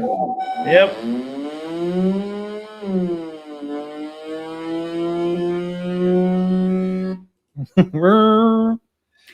Yeah. You can capture the side art, man. Dude, it's a short. The best part is you can eat some greasy pizza, some really good greasy pizza, and then you could go play games. They got pizza there. Pizza and games, man, just like back in the day. Yep. Because a lot of pizza places had arcades, right? My Pizza Hut we went to had it. They had a lot of pizza places had arcades back in the 80s, man. They at least had like 3 or 4 machines, Yeah, I think what they have. Some They had a lot. Yeah, at grocery stores. That's where I played my Berserk. Yeah, they were for my everywhere. first time. Grocery stores had them. Pizza places. They were everywhere. They were everywhere, man. Bars. Arcade games in the 80s were everywhere. Bars. I mean, But we'll never see that again. That was a unique time capsule, right? Yep. That's where I played. Mr. Do was in the local bar. Yeah. called Awesome. Rainbow. Yeah, they had it right by the front door. Me and my So man, buddy- we're all covered Stern. We looked at some My Arcade stuff. What's next on the agenda, Team McCluskey? we could. Do the Carl game of the week, or What do we have? 1 hour and 30. One thing we didn't cover is Glenn's cabinet. What do you think of Glenn's cabinet? I have the arcade in my iArcade Gold. I have the arcade switcher, so I'm familiar with the arcade system that he's putting out. The actual software that'll be in it. Yeah, I think it's pretty nice. It's pretty nice. If you want like a nice full-size arcade, good quality parts. Now, this is just a prototype. Now, I think that looks like it has a big head to me. They're going to cut that down. It is, yeah. He said that definitely has the big head. That looks like a Dig Dug. You know, Dig Dug has the big head. Yeah. That one kind of got a big head. You know, you got to take that one back to the drawing board a little bit. But they're going to redesign the shape and everything. But yeah, he said, I think it's cool. I think it's going to be cool. I like the rotating screen. I think it's going to be pretty slick. Or you go with the bigger screen now. You go with the big screen. What's a 26-inch monitor? 27-inch monitor, bigger screen. And that one probably doesn't rotate, right? It rotates, but you have to do it manually. Like you have to take it apart to rotate it, but you can still rotate it. I think if I was to get one, I would want the bigger screen. Yeah, it's kind of neat though. I already have a bunch of arcades with 19-inch screens where I can play hundreds or if not thousands of games. So like I would want the one with the bigger screen, but I think it's really cool. I think it's you know what's good about it. You know the quality is going to be good. You know what the Like bad thing buttons, is? the sticks. You know what the bad thing is going to be? Bad thing, Team McCluskey. If you want one in your home, it's going to be really heavy to carry around your house, and it's going to be costly to ship. Because he uses some thick wood, man. The thing's going to be heavy.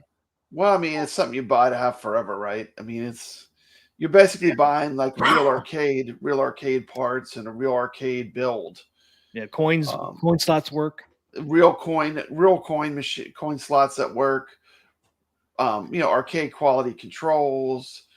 It's just, I think this is like, if you want to, the idea too is you can turn this into something, Team McCluskey. Like this is like the blank canvas, right? Yeah, it's a blank slate. It has no art on it yet. It's not themed to any particular game. This could almost, the way they have this thing set up, you can turn it into all different kinds of cabinets. You could turn it into a Donkey Kong. You could turn it into your favorite arcade game as a theme, right? You can buy art. It's made to be customized. Yeah, the only bad thing is you got to put your own artwork on. Some people will get frustrated with that, but I feel like this is the market for people they want to buy a really high-end multi-cade, but they don't want to spend $2 or $3 grand, right? They want to get something that's really good, though. I like it. I think it's really good product. I think it's going to have its own kind of niche in the home arcade space. Got a spinner, you got a trackball. I think he did himself a huge disservice not showing it without a bezel over that rotating screen. I know. I mean, I get the idea. He's showing that it's going to turn, but it's definitely going to have it will have a bezel in front of it, so you're not going to see the circular part. Yeah. It'll have the thing that's great about Glenn is he listens to feedback, and he's going to continually be improving this thing till it ships. And I have a ton of his products, so I mean, the quality is going to be great. I mean, we know about the 4-way switcher, right? We have that in arcades. You hit a button. The joystick automatically switches between a perfect 4-way and perfect 8-way. You want to play classic arcades with the right controls. I mean, it's a game changer. This is for someone that wants to tinker. They want to set up their own multicade. They're going to take the time to put in the games they want. I mean, I think it's got a future, right? There's definitely a need for this. Well, the cool thing with the 19-inch one is whatever game you play, the screen rotates by itself, and then the gate, the 4-way, 8-way switches automatically too. Yeah, Team McCluskey, it's real wood too. It's cool. It's not the stuff like they make the arcade 1-ups out of, it's real T-moding, so you can change out the T-moding if you want to. Yeah, it's probably plywood. It's probably the real wood. So yeah, well, I think this shot here. Yeah, I mean it's pretty cool. Once they get that marquee head, He's little got a smaller. good plan. It just he's. I think what's great is like he's showing you the development, but you got to remember this is a WIP, a work in progress, right? He's actually showing you stuff before it's ready to be shown, but look. he's also adapting, which is good. I think this is going to be a good product. I predict. So you got a drawer here where you can put stuff. Yeah, Michael Robinson says it needs a fridge underneath there. Got to put the fridge in there. You can put one in there, like he said. Down here is really for that storage. Storage for because he's going to have different control decks, so you can store your control decks down there, and then back here where this hole is, you can put a PC back there if you don't want the stocked. Imagine this with the Star Wars controller on it. The flight yoke, the GRS flight yoke. And I mean, the thing is, you got to have a little imagination with this. This is something you buy as a project, right? It's basically you're getting like the hardest part, which is making the cabinet, and coming up with the hard part, the woodworking part, the screen, a lot of stuff set up for you, right? Well, just the artwork. You choose your own artwork. That's the only thing really it's not coming with is artwork, so you can theme it to what you want. It's not coming with games in it. You put your own games in it. It can be whatever you want it to be because it's like a blank slate, right? You put your games you want in it. It is coming with a chipset, though. I forget what chipset it's coming with. He said in the video that he paid almost $6,000 for the one he has. It has a 43-inch screen and a nice PC in it. Yep. This is going to be like the working class version of that. This is the lower price version. It's not going to match that, I'm sure. You can see how thick the wood is. Even here, it looks really good. He's got the tray there where you can put your keyboard. Yep. Put storage in there too. What you can use, whatever. Yep. Got the mechanism here. You got your box for the coins. Fall into, but you can see how thick the wood is. I mean, look how thick that wood is. Yeah. The thing about the arcades like this, they are good for playing because they don't move. When they're heavier, they don't move at all when you're playing. No, this ain't gonna move. Definitely won't move. There's the speakers. They're gonna be back up in there. Yeah, I'm sure it's gonna be really good. And this is all like in prototype, right? So there's it's something that you'd fund, and I think it's for someone who wants a nice multicade. It's a good option. Oh, and they have a bunch of vents in the back. There's the back. Yeah. Look at all the woodworking. I mean, it's a lot. I know, and it's all thick too. It's gonna be heavy. They need to dial the shape in better. It has a kit that converts it to a Donkey Kong cabinet too, where it looks like a Donkey Kong cabinet. Yeah, they're gonna have where the bit LCD will work with it. Yep. I have the arcade software right now, and the only thing I can say I don't like about it is like the games run great when you set them up yourself and you configure them, but you're going to have to configure the games because it's kind of a do-it-yourself project. If you like to tinker, but you can get games running like a Crazy Climber on that is fantastic. It's so good. I put Stargate on my iArcade Gold. It plays really good on there.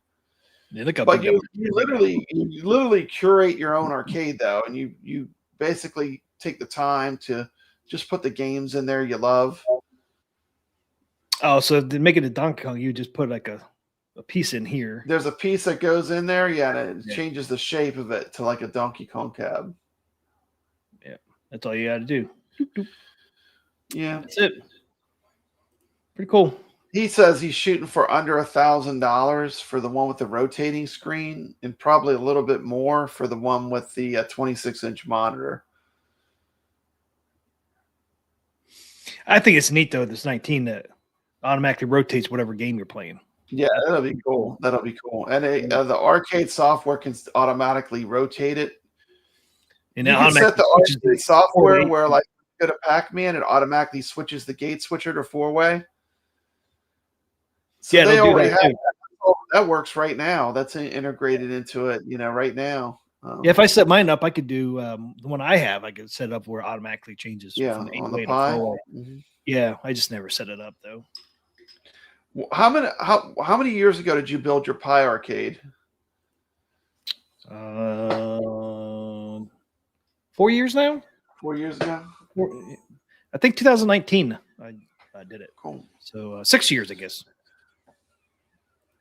And I would have to look. I mean, I do have videos up on my channel. So 6 years ago, the Pi arcade still runs. It runs 24/7. Man, I never turn it off. Yeah. As far as the monitor still works. Wango says you can put all kind of stuff up in that GRS arcade. All kind of stuff can go in there. You keep your weed in there. Yeah, no price point yet. But yeah, it's not. Let's keep it under 1,000. Still too early. Still too early. The goal was to have it be under 1,000. You know. Lowercase Yeah, c. you're not going to be able to make it look like a Donkey Kong for under 1,000 because the artwork alone is probably going to run you at least several $100s at least. Yeah, it depends on what you can do. But the thing about it is you're going to be buying real arcade level stuff. So it's like you would make this like a showpiece in your arcade, right? When it's done, you have something that's really totally customized. This is just like a blank slate. Basically, you build it like the Build-A-Cade he has. You know, he has his little tiny Build-A-Cades. This is just like a big version of that, right? The big boys Build-A-Cade. You know, this is the big version of that. It's the big version, and, yeah. Like if you look at all the little ones he did, and all you can, you know, the idea is it's a blank slate that you can build an arcade out of. Take it easy, Michael Robinson. Thanks for watching. Thanks for watching. Hanging out.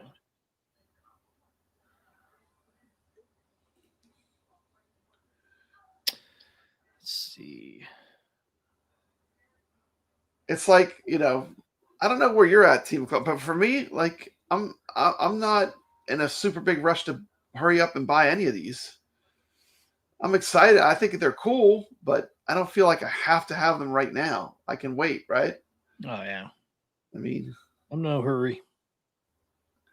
But I can't wait to see, you know, how they come out, you know.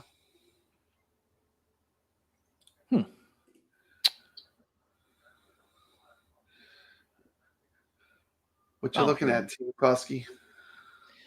I was just trying to give a rough comparison to graphics. Yeah, you're gonna spend a couple $100 on.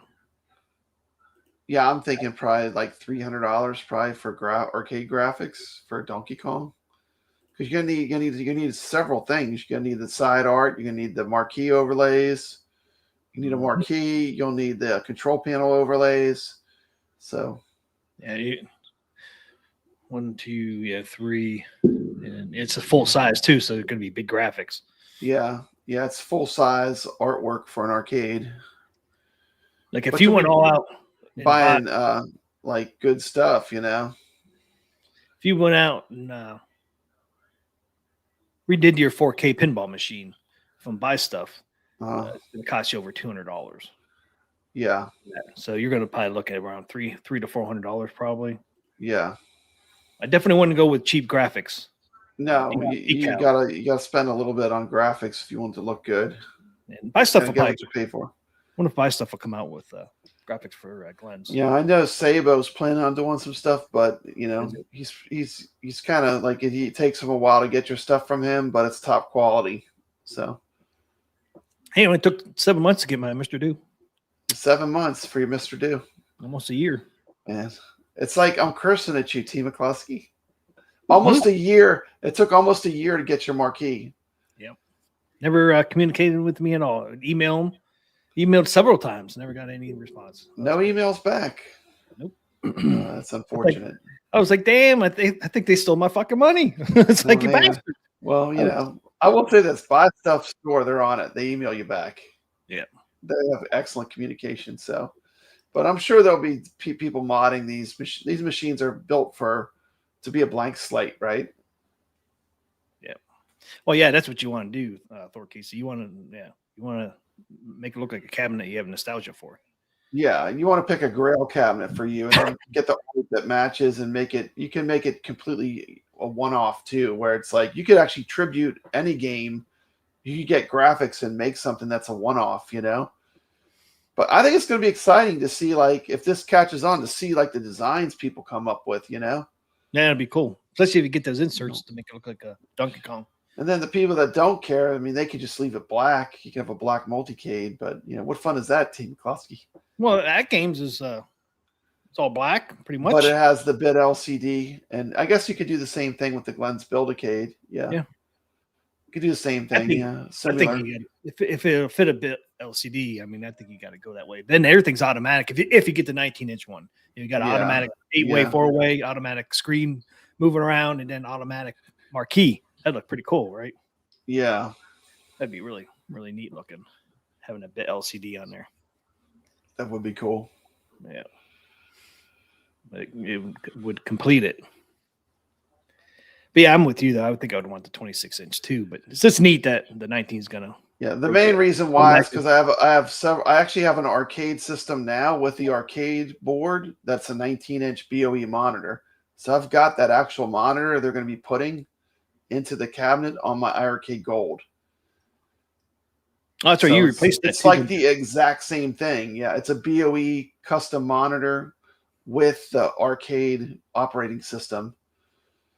It's pretty slick, Team McCloskey. You press a button, you can go from the original iArcade to the Glenn system. Just hit one button. That's pretty neat. Yeah. It runs both of them in parallel, so you can literally switch back at any time. It's pretty neat the way he did it. But seeing the way he did that, I'm sure it's going to be good quality. I mean, the quality is going to be top notch. If you're buying a machine to have one multicade and you like the design, I think it'll be do well. Yep. Carl says I got too many multicades. I want a 32-inch vertical cab though. Yeah, 32-inch vertical cab would be cool. Yeah, something to play shmups on. Yep. You can play a lot of those games on your pinball though, which is fun. I know on my HD, I've got a coin ops build with all the games, you know. I love playing golf and bowling on the 4K pinball. Yeah, it's fun. It's no trick either. You just put it on there and it sees the UCE file. And those work off of my Coin Ops X flash drive. The bowling and golf, they both work on there. With the trackball, both work the trackball. Just plug it in. That's one of the games that works on the 4K on the it is Coin Ops X flash drive. It's so fun playing those on there too. That big screen like that, big screen, vertical screen, playing golf in that. Yeah. It's a lot of fun. Even bowling's a lot of fun on there. 4K. I'm glad there's a couple of the games that actually work. Seems like all the trackball games work on the 4K through the Coin Ops X flash drive. I haven't found one trackball game that didn't work on the 4K from the Coin Ops X flash drive. They all seem to work. Centipede works. The golf and all the bowling that I played, they all work on 4K with no problems. That's cool. I know there's a lot that don't work on the 4K, but at least those trackball ones. Yeah, a lot of them work. Yeah. I'm surprised there's been no development. No one's really been working on building a special build or anything. I know. I don't understand that. You would think there would be one out by now, but I mean, I don't get it either. Don't understand. We're supposed to unbox that. Yeah, let's just do it. Let's just do it next week. Let's do it now because we're already at an hour and 46 minutes. Team McCloskey. I totally forgot, man. Sorry about that. We can show it. You got your thing all set up there. At least show it. Yeah, I'll show it. Let me put it on the screen here. I totally forgot. I can unbox it here. I can unbox it. I'm just not going to play it or anything. No. Yeah, just unbox it. I kind of want to see the quality of the paddles and the. Okay, joysticks. Let's check it out. Okay, let me make myself. Let me put the boxing camera on. Here we go. Whoop. Okay, can you see it, Team McCloskey? Sure can. Looks nice. Okay, so here we have the Atari Flashback Gold. 130 built-in games. Look at that. Let's see what this thing looks like. Yeah, Golden Tee does play really good on that 4K ALP. It's the older Golden Tees, but it is on the Coin Ops X flash drive. I think there's 4 Golden Tees on there? I can't remember. I can't see the screen now. Okay, you got it. Okay, here we go. No, don't stab me, man. Let's check it out, man. Let's check it out. Okay. Let's look at the back of the box too. Here's the back of the box. Got a cool picture with all the games. That comes with. They look like in the packaging. Like, cart. Oh, this is packed nice. It's packed really nice. Look at this. That's pretty nice. Look at that. Now you said you found a pretty good deal on this. This is on the AtGames website, huh? Where you can the store. Yeah, it's $80. It's only $80. $80. Look at this thing, man. Look at this thing. T. McCloskey. Look at that. It's not as big as I thought it was going to be. Look at it. It looks so big until your hands came into the screen. Look at that thing, man. Look at that little tiny, huh? I thought it was big until your hands came into the screen. It's like, wait a second. Look at that. That looks pretty good. Look how small that thing is. It's so funny, man, because it looked like it was huge. I know. It looks like it's huge, but it's not. It plays 130 games in that thing. I was like, wow, look at it. It looks like full size. And then your hands came in. It's like, what? Wait. It's smaller than I thought. To give you an idea, this is an Atari cartridge. There's Kaboom. Dang, put it the other way. Put it sideways. Look at that. Look at that. It's just a little bit. It's like what? It's just a little a quarter size bigger than a cartridge. Look at that. That's pretty cool. Yeah, that is neat. So there's Kaboom. Cool thing but the thing is, this thing is really cool, T. McCloskey. I'm telling you, there's a way you can mod this thing, and you would not believe the amount of Atari games you can play on it. It's absolutely insane. So is that a display screen there in the middle instead of where the cartridges go? Looks like there's a screen. That must be like a sensor. Then it's got look. I don't know what that is. That's kind of cool. There's the controllers. The controllers. It has 2 Atari controller ports in the back. Got the ports, Atari ports. Got the Atari ports, so you can use real Atari. You can use real Atari controllers with this. No, that's right. Yeah, real Atari controllers. Yep. You know? Wow, that's pretty cool. They did that. The switches. The switches actually all work. Gold. You got gold switches. That's cool. Gold switches. I'm gonna have a full review of this on my channel. I didn't even take some time because I'm actually going to mod it a little bit because I've heard about how awesome this is. Carl O said you got to check this out. So I'm going to check it out and I can't wait. AtGames sent me this for a review to check it out. I can't wait to see what all it can do. Here's the paddles. Comes with a set of paddles and 2 joysticks. How much was it on the AtGames store? You said it was like $80. $80. $80. Yep. $79.99. It's almost worth it for the hardware. How's that feel? Feels pretty good.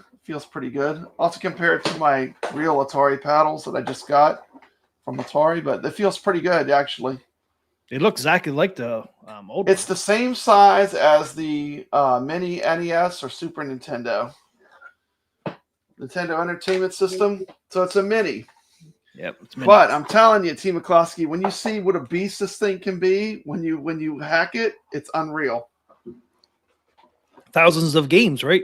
Once you hack it, pretty much the whole library. Yeah, Comes $80. Not as stiff. Yeah, I can tell you right now, as a massive Atari player, the joysticks. But I might like that on some games. It's not as stiff though. It's not as stiff as originals. No, but it's probably that doesn't mean it's bad. I have to play, but it's a CX40 style. It looks right. Nice. We all know this joystick. This is very familiar. Yeah. Even had the rubber. It's definitely very light action. Like you could tell, this would probably play pretty good. Now this one here, this is the player 2 button, the player 2 Atari stick, and then the cool thing is. T. McCloskey, this is the cheater's paradise. Uh-oh. You can actually be playing an Atari game. It has a rewind button you can hit. What? Like, oops, I missed that jump. You can just hit a button. It has a rewind, so it can do game save states.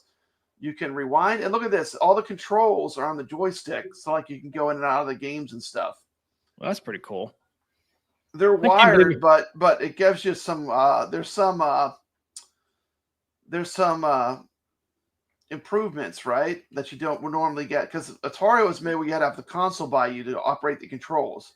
Yep. So this special joystick they came up with, it puts the controls right by you. That's kind of nice. That's nice. Button feels good. Someone asked me how the button feels. Is that rubber? They literally have a build you can get that has the entire Atari library with box art, everything.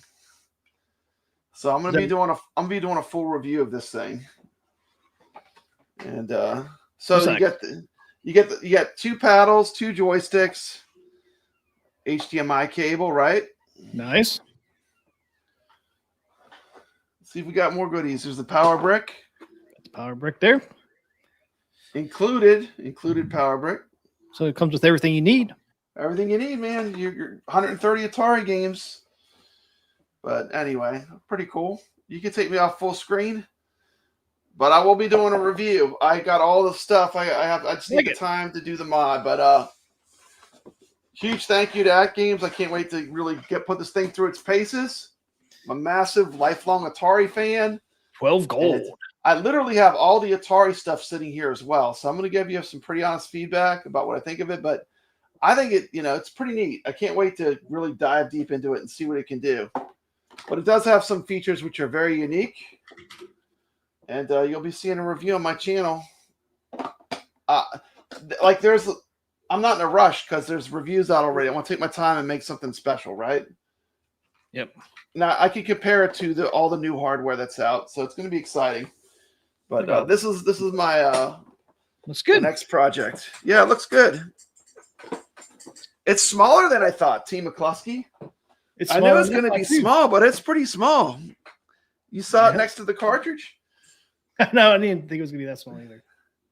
Oops. And there it is there. Ask Atari's Flashback 12 gold console, $80. Shipping to continental use only. Shipping and handling, $20. Ships 7 to 10 days. Business days. So $79.99 plus $20 shipping. Yeah. So that's good. Look for my review coming out in the not too distant future. Yeah, don't buy it on Amazon. It's $113 up on Amazon. Yeah, it's like $113 on Amazon, so it's a lot cheaper to get it from AtGames. So just order direct. Yep. It only takes 7 to 10 business days. It's not that long. I do have affiliate link for that. Okay, yeah. In the description of this live stream is my affiliate link for the AtGames Flashback 12 gold. Yeah.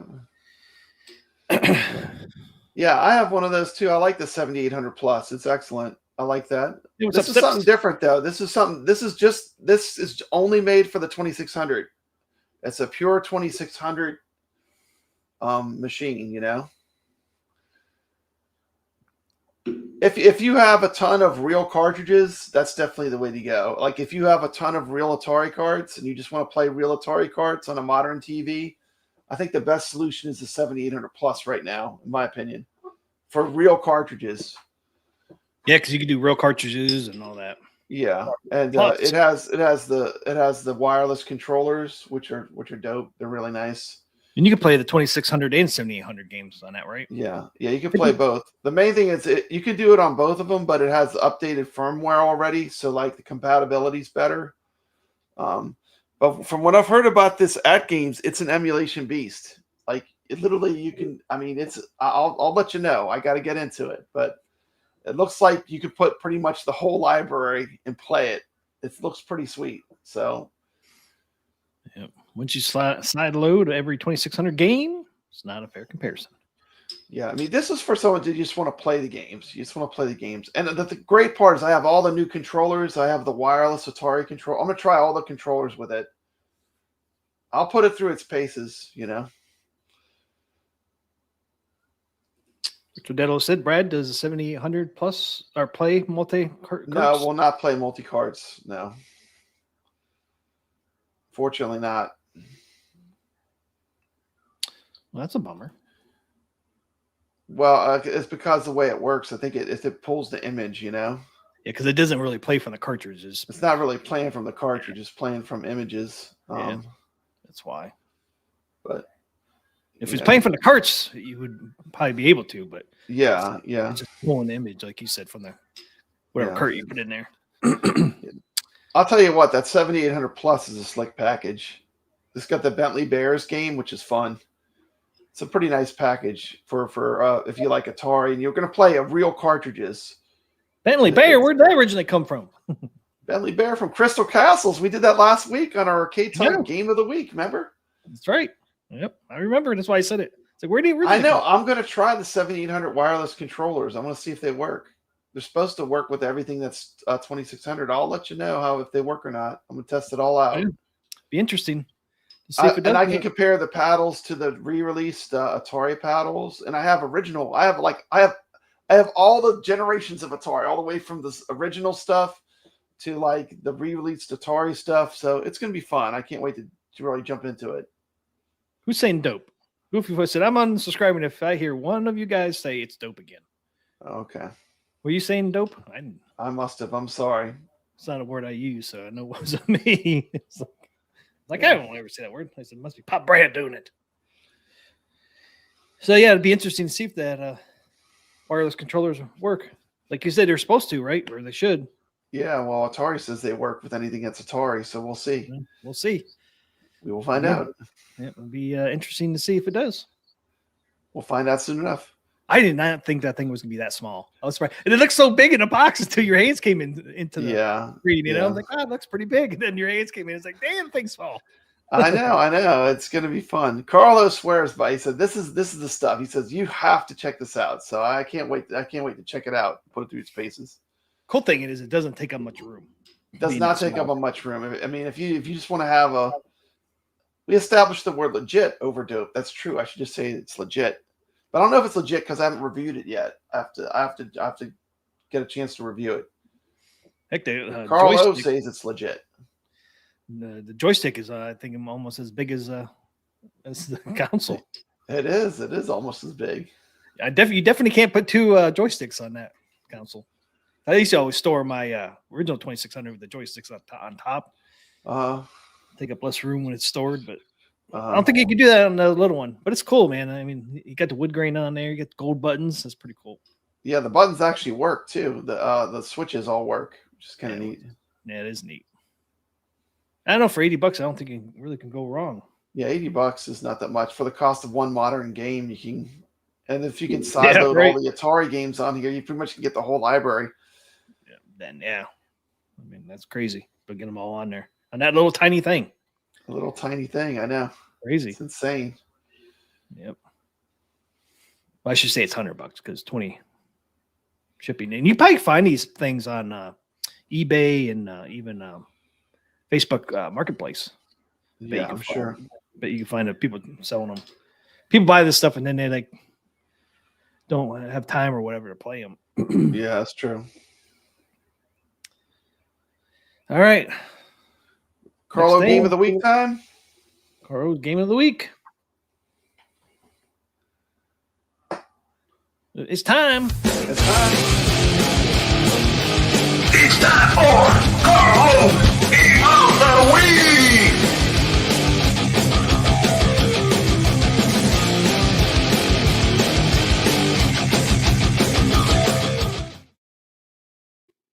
It's the game of the week. What is the game of the week? It is Juno man, a good one. Juno First. That's a classic, T. McCloskey. Juno First by Konami. I thought it was Gottlieb. Oh, Gottlieb maybe made the cabinet, huh? It was Konami made it and licensed to Gottlieb in the U.S. Okay, awesome. Okay, I didn't know that. I like that game though. It's great. That's good music. Yep. Kind of reminds you of Defender a little bit. Yeah, it's great. Thanks for It's subscribing. legit. It's legit, Goofy Foot. There you go. It's legit. That is the marquee. Jason says it's an underrated game. I do agree. I agree with that. Let's check out the video, T. McCloskey. Where is it? I didn't put it in my usual spot. Oh, there it is. Check it out.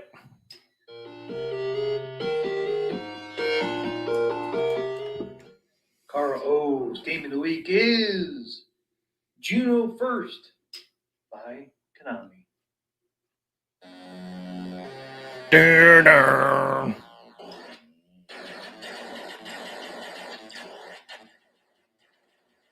Juno First is an arcade video game. Look at that cabinet. Developed by Konami. and released in 1983. It was licensed to Gottlieb in the United States. Juno First is a fixed shooter with a slightly tilted perspective, similar to Nintendo's Radar Scope from 1980. The game was ported to the Commodore 64, Atari 8-bit computers, MSX, IBM PC, and IBM PC Junior. Juno First presents a set of enemies per level, but they do not make a gallery formation like Galaga or Space Invaders. Instead, the player's ship can move forward and backwards, in addition to left and right. To hunt enemies in an orientation that is vertical, but has some horizontal tilt. This style of gameplay would be reused in the later Konami shooter Axlay. The player destroys waves of enemies to finish levels. Starting formations vary from stage to stage. Yeah, the Axlay. The player can pick up a humanoid, on which the screen will have a red tint. While this happens, every enemy the player shoots will earn the player 200 more points than the previous enemy destroyed. The original score for shooting an enemy while in humanoid mode depends on the stage.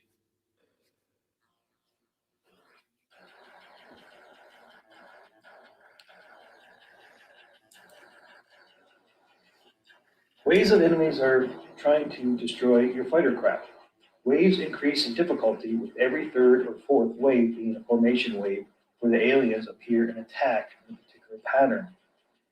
Aliens mutate into more dangerous forms the longer they survive, so they should be killed as quickly as possible. The radar at the top of the screen shows what kinds of aliens are approaching and where they will appear. The aliens usually release white bombs. These cannot be shot down, only avoided. They also release homing bombs, which are more dangerous but can be destroyed. Shooting the asteroid and capturing the mystery inside will stop the aliens from firing another.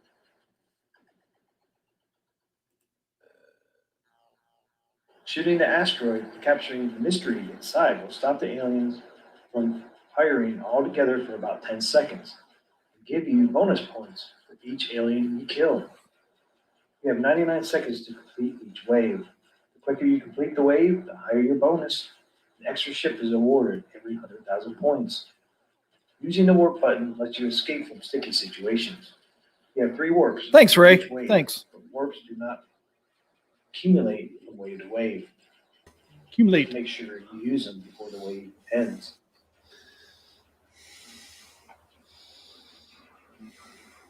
Personal impressions and technical impressions each account for half of the total score. Within the personal impression category, likes carries a little more weight than the other factors. Hard level, hard level. Wave 6. Some cheats, tricks, bugs, and Easter eggs. To jumpstart your score, avoid shooting anything until the asteroid appears, usually about 15 to 20 seconds into each wave. Since aliens get more hostile over time, this only works well for the first few non-formation waves. The game has only 16 distinct waves. Once you pass the 16th wave, they will repeat, starting over with wave 1, the aliens, however, remain very hostile. Scores start over at 0 once you pass 1 million points. 1 million points? Look at that. How beautiful that is. Who's going to get 1 million points? You getting 1 million points, Tim McCloskey? Hey, there it is. Fun little There it is, Tim McCloskey. hobbyist port. Look at that. Looks great. Available for the Ain't that marquee awesome? 600. Man, that looks phenomenal. Here is Juno First by Konami. The license I'm going to play that. I'm going to play that this weekend for sure. Oh, that's a blast. I'm going to fire it up. Yeah. It's known for his This is a pinball. good one. Let me know what you think of this Juno First. Hopefully you can go out there and find it and play it. Many ways you can play it. You can play it on MAME. You can play it on the ALU from AtGames. Play it on the ALU all day long. Many, many ways to play this. Play it like a champ. No Play emulation like a champ. issues. Look at that. I think you'll enjoy it. I think it's a lot of fun. Had a blast playing this week. So yeah, go out there and play some Juno First. Play some Juno first, Papa Brad. I'm gonna play it this weekend. It's in my things to do now. Yeah, it's a lot of fun. Mm-hmm. I had a blast with it. Yeah. I forgot this game. This game almost has like those Defender sounds, right? Yep. Yeah, this was a good one. Kind of sound like a little bit like Robotron Centipede, too. a little bit like Robotron. Yeah, it's definitely got that 80s classic arcade sounds, you know. Oh, it sounds so much better in person too. Shades of Centipede for sure. There's the cabinet. Nice looking cabinet. Actually, it kind of has the that's the kind where they paint it on like stencils. Yeah. That's cool. Like Space Invaders does that. It's like a set of stencils you have to use to do the artwork. It's pretty cool. Like Joust. Joust was that? No, not Joust. Who else am I thinking about? A bunch of them were that way. Burger Time's that way. Just you use stencils to make the artwork. Yeah, I don't think this is not a native game on the ALU. No, it's not. I checked. It's not native, but it's definitely playable. T. McCloskey. Yeah, it's like Berserk. Stern, right? Was it Stern did Berserk? Yeah, Berserk. Mm-hmm.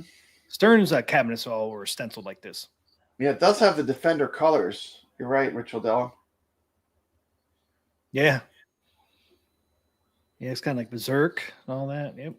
Yeah, so check this out on your favorite multicade. Juno first, yep. Konami licensed Gottlieb and United. I don't know if Gottlieb wanted like this artwork because Stern did it on their cabinets. I don't know. It's kind of interesting that they use like almost looks like a stencil. Yeah. Fun game, man. It is. It's fun. It's a blast. Have you seen this like way backs or anything? I know Galloping Ghost has a Juno first. I've not seen it in the wild. I've played the heck out of it in MAME though. I could play it on my ALU now. It's in coin ops, and it's also you can play a UC. That's the other thing on these new these Sam's edition ALUs. You could still play any game without. You don't have to buy anything except for a flash drive and know where to find the files, right? Yep. I mean, there's a myth. You don't need to buy any extras. You don't have to buy anything to bring your own game. No. Yeah, look at that back there behind Look how good it looks with the marquee and the bezel and the artwork. I know. I mean, it's just looks great. So immersive. You know, this arcade, I think for the money, is just a beast. It's really nice for the money. I like the black control panel too. Oh yeah, I like the all black. I'm super happy with it, man. I'm still going through all my games, and I'm getting all the ones that work. You know, all the ones that I like the way they work, and I'm collecting them. You know, cultivating my game library. There you go. Cultivating. Juno first will be in there. If it's not already. Juno first will be in. It's already in there, T. McCluskey. I wondered. Did you just put it in there, or was it in there? No, it's been in there. It's been in there. T. McCluskey, I'm only up to the letter S. Since I got it, I've been doing this. Going through all my, pouring things to it. I'm only to the letter S, so I'm not even through the alphabet yet. No. Yeah, I have not ordered that right. Pretty amazing machine, amazing tech. Oh, it's great. I love it. The bit LCD is a game changer. You can see why even, AtGames knows that. I think the next generation should have if it's a multicade, the bit LCD is a game changer. Because every time you switch games, it changes the way it looks. Yep. Yeah, with the bezel, the built-in bezels in the game, and then the marquee. I mean, it's awesome. Or the bit LCD marquee, I should say. Yeah. All changing with the game. AtGames screen technology is really good too. They got a perfect black. Yep. Like for playing these classic arcades, these 80s golden age arcades. I mean, I challenge you to find a screen that looks better than the ALU. For playing classic arcade games, it's really dialed in for it. Yeah, I'm so glad they made the bezel all black. Yeah, on this one, because you had the bezel built into the games. Unlike this game with all the black, you can see it has no washout. Look at the game being played. It has zero washout at all. there's no gray. It's like it's either black or it's the colors of the game, you know? Yeah, I'm so glad they took the bezel off. You know, that Tron I'm bezel. super happy with the quality of this this ALU HDCE. I can't wait. I really just wanted to see, you know, to have some kind of picture of where they could go next, you know. But I think this is a good combination. A really nice big screen with perfect black, with the LCD marquee. Yep. I'd love to see AtGames come out with a 32-inch multicade with a vertical. That'd be pretty awesome. Mm-hmm. Well, we don't know. They still have not officially. I mean, they've not officially, you know, green lighted all the way to any of the arcades that we know of. So we'll have to wait and see what they do. There's a lot of competition from a higher end multicade, though. Yep. So the monitor is a IPS 23.8 inch, same screen as the back glass for 4KP. Yep. Yeah, it's a beautiful screen. Yep. Yeah, it is. I mean, I'm so glad they used it for the back glass on the 4K pinball.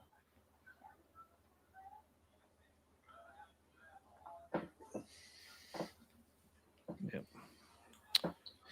Doc Mario, I'm waiting for the AOP to have LCD screens on each cabinet side.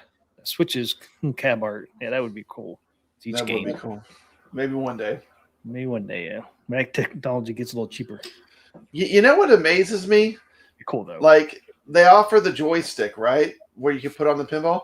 Like, it'd be cool if AtGames would offer some packs with some, like, vertical shooters. I know. I mean, there's got to be. I mean, that would be a huge. That would be a huge thing for them to get, right? They should come out with packs for the trackball. Come out, with the joystick and key. The buttons. I mean, if they come up with packs like that, even if they did bowling and mini golf or whatever, to use that trackball and joystick for the controller, get more people interested. Zen would incorporate it in their pinball machines, like Bonsai. Their new pinball pack from Williams, the Bonsai. Back glass, is part of the game. Are they going to make it like that when it comes out to the 4K? It'd be interesting to see how they port that. They need to, because that's half the game, right? Not half, but it's part of the game. You got to have it's part of the game. So they need to have that back glass working for Bonsai before it comes out, and it comes out in August. So I'm hoping they use that back glass as part of the game, like it's supposed to. It'd be kind of a letdown if they don't, right? Yeah. You got to use it. You got the control deck there for the 4K. Use it, man. Come up with some packs, like you said. Come up with some packs for the joystick and buttons, and come up with some packs for the trackball games. I mean, come on. It's money missed. That's more money. It is money missed. I mean, like Evercade knows. I mean, look, they bought all the Toplin games, and they put them all out on cartridges, and people love them. I mean, people are loving these Toplin cartridges. Truxton, Truxton 2, Dog Yoon, the classic shmups. I mean, they could totally do that. They could make a pack with just shmups, and then if they would just take a little time to have it like display on the pinball, and then maybe even do something with the back glass. How cool would that be? That'd be so cool. It'd be a unique experience that would be unique to them. I know. I mean, but We'll see. you never know. There's a lot of stuff AtGames can do. It's be interesting. Right now, one thing we do know is that they have a solid list of titles coming out for 2025 for the pinball. Oh, yeah. The pinball is going to be a huge focus, right? But right. It doesn't mean they can't do other stuff as well, right? Yep. Yeah, there's a lot of things you can do with the 4K pinball, especially if you incorporate the arcade control deck. Possibilities are endless. You can do with it. You can do more things with the pinball machine than pinball, right? There's other things you can do with it. Yeah, there's other things you can do with it. Play some arcade games. Play some trackball games. Sell some packs. Be awesome. Yeah. I mean, you would think they could maybe do one just to see if it does well. Pick something that is easy to license with good games that are vertical games. Yep. And just see how it does. I mean, I'd be curious to see if it sells well. Put Centipede in there. Just a lot of games you could put in there. Put some bowling in there, centipede, some mini golf. Yeah, tomato grass. I'm still in. Just tell me what I need to do.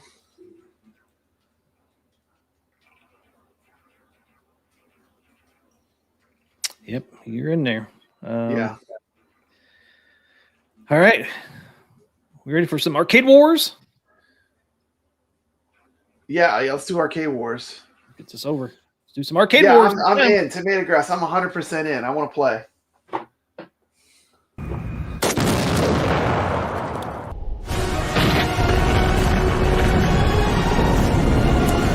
Welcome to Arcade Wars. Woo! She blowing up good. She blowing up. All right. Real good. yeah. I like that part a lot. Okay, it's time for Arcade Wars. Arcade Wars. I'm still using that same top 10. The 80s. winner was Frogger. It wasn't Frogger. What won last time? I'll show you.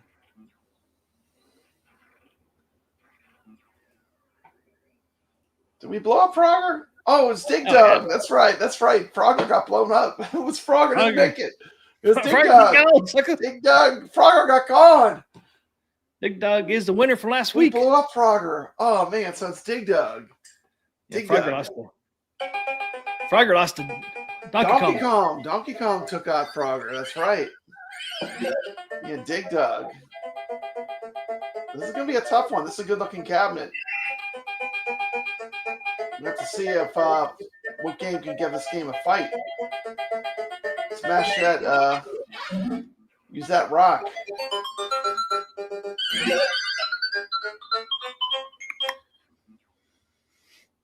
There is the winner from last week.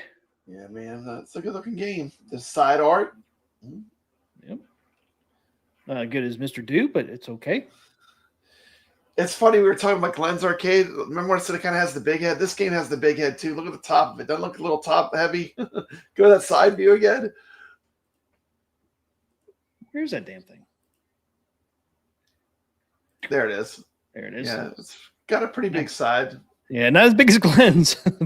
Not as big as Glenn's, but he's gonna reshape it a little bit. Yeah, it's so funny when you saw it. He's like, "Oh, that thing's a little big." Yeah. Tomato grass. I'm in. I can stream any pinball game. You just tell me what I need to play, and I'll also stream it live if I have to. It'd be cool if you guys stream that stuff live. Yeah, I think it'd be great to play live, player against player. But I know. I mean, I'm set up to do it. I can do it. The Chaotix is set up too. Yeah. Just make the brackets, and it's gonna be randomized. I hope so. We don't know. Yeah, hopefully I don't draw tomato grass because I'm history. Team McCloskey. Be one and done. It'll be a one and done. It'll be a short tournament if I get him or Mad Ben Hand. This is the Sharks. These are the champions of the AtGames pinball. So it's just going to be an honor to be able to play with whoever gets to play against. So, but we're going to have some really good players. It's going to be spectacular. So I can't wait. Okay, the runner-up, or not runner-up, but the challenger of this week. I'm using that same top 10 80s cabinets. This one here, you're probably like, what? Why are you using this? The only reason I'm using it is because it was in that top 10. So the challenger is Double Dragon from Technos, 1987. Double Dragon, wow. It was like number 7 on the list. The one I'm using. Number 7. We're going by the top arcade games of all time list. At least one of them. Yeah. One of the it varies, but man, I don't know. I love the game Double Dragon. Even with all of its slowdown, if you play the real arcade game, it has some slowdown. Here we go.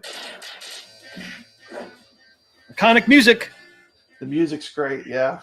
Definitely.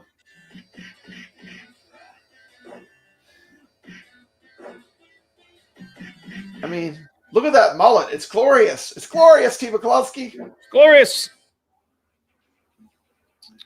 It did have a good, cool marquee, though, and the bezel. Side art wasn't the greatest, but side art was just tight-o. Yeah, but in the arcades, you could never see the side art anyways. So it's more important to have the front and bezel look good, right? So the marquee is, looks pretty cool. Bezel is pretty awesome looking. Even the control deck looks pretty good. Yeah, it looks good from the front. Just the side profile is not as good as Dig Dug, I don't think, in my opinion. But we'll see what the chat thinks. The chat decides which game gets blown up. Yep. We don't decide. The chat decides. But see, this is 1987, so these things were really made for our arcades at the time. So they didn't worry about the late 80s. They didn't really worry about the side art. They didn't worry because they were all jammed right next to each other for the most part. Like the beginning of the 80s, they cared about the artwork. Yeah. As much as I love Double Dragon, I'm thinking this might be a clean sweep for Dig Dug. Did you put the poll up? Yeah. Let's get some voting happening. I feel like it's overall, though, like the bezel and marquee, though, it looks pretty cool.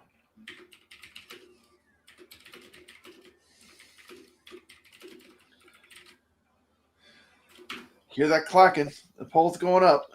Going.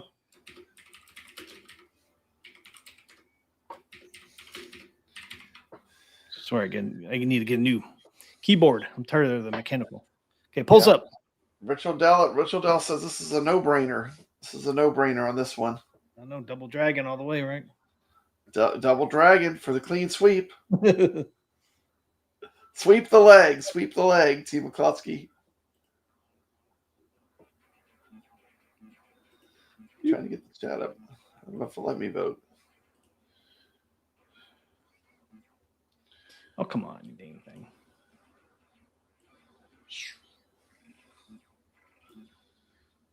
Okay. It's not looking good, T. McCluskey. Double Dragon's got 12%. Oh, wait, Double Dragon just went up 22%. Dig Dug, 78. I'm watching the numbers. Please vote. Poll is up in the chat. Which arcade cab looks better? The loser's going to get blown up. The winner gets to stay and survive another week. You got Double Dragon versus Dig Dug. And if you like the game too, you can always vote for the gameplay as well. Yeah, you could vote for the game if you love Double Dragon more than you like Dig Dug. Which game deserves to stay out of these two? Double Dragon versus Dig Dug. And then once we go through the top 10 of this, then we'll go back and say, okay, who are the winners, and have them go up against each other. Yeah, that's a good idea, Team McCluskey. Like right now, Donkey Kong be in that battle. Donkey Kong lasted a long time. Yep. It took a long time. It took out quite a few. Till Dig Dug. Dig Dug was the one that beat it, surprisingly. Yeah, I was kind of surprised. I thought Donkey Kong would have just made it to the end, but it did not. Made it through Pac-Man, made it through Galaga, made it through Pac-Man, Galaga, Frogger. Yeah, it took out quite a took out a lot of classics. Took out a lot of good classic arcade games, but people love that Donkey Kong design. I do too. I love that Donkey Kong design. I almost with the Glencade too. I almost wish it just came as the Donkey Kong design. But I know that's going to be an upgrade kit. Yeah. It's going to be an upgrade kit. Just like on his little mini one, right? Yeah. It's the same thing. So you're talking about an upgrade kit, and you need to get artwork. Yeah, the artwork's going to be the expensive part. It's gonna be. I'm thinking. I haven't priced it out yet. I'm thinking $300 at least. At least, like I said, if you maybe more, I don't know. If you did the 4K pinball artwork, it was over $200.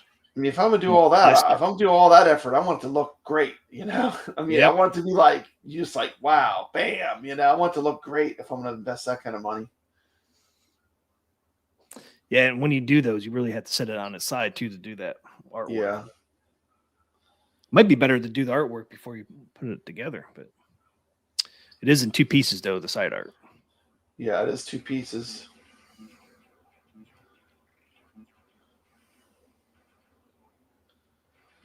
Okay, Team McCluskey, it's not happening. So let's call it. Because I don't see a recovery happening here.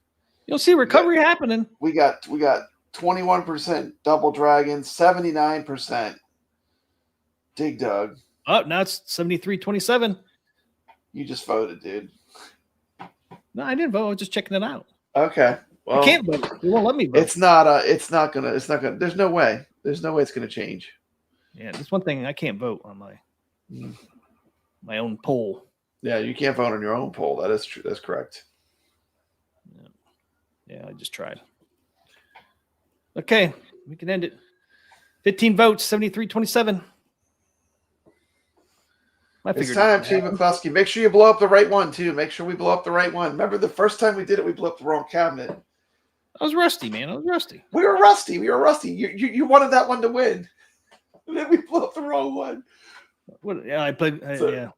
Dig Dug got blown up. To be clear, Donkey which Kong. one did we blow up accidentally? Donkey Kong. Donkey Kong. Donkey Kong. I was like, Team McCluskey, we're not blowing up Donkey Kong yet. Poor Double Dragon.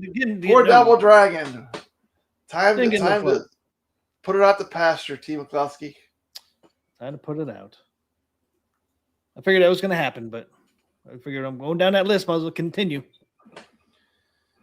Boom! Boom, sucker! Wow!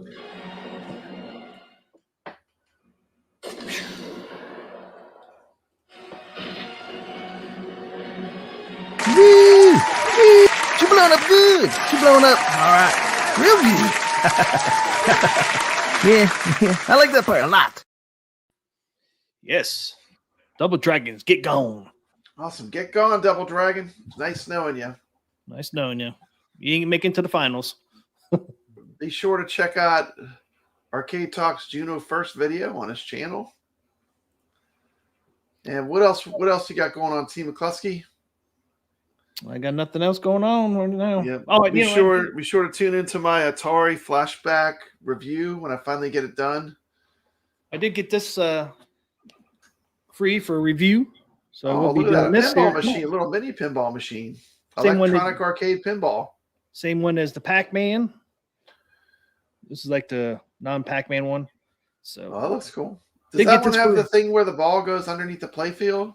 Nah, just that Pac-Man deluxe one. This is kind of like that one. Okay. This is a smaller version, like the okay, still pretty cool. But I got this free for review, so we'll be doing this. Okay, that'll be cool to check out. Coming, so that's really the only thing I got really coming until Team McCluskey, we got to do the tournaments. Oh shit, we got to do tournaments. Yeah, man. This has been a 3-hour tour. We're at 2 hours and 29 minutes. Let's do the tournament results. We do the tournaments real quick. Don't forget, guys, our new tournament's going on this week. Play a little trailer for you. Where is it? Whitewater. Yeah, Whitewater this week. We got to announce the winners of last week's. Yeah, we'll get that. Papa Brad's Gaming, part of Arcade Talk Show, presents Zen Studios Pinball Tournament. This week's table is Whitewater. Is that your voice? Yeah. You did a good. That was pretty awesome voiceover there. Whitewater. That was pretty good. Oh, there it is. There is the code, guys.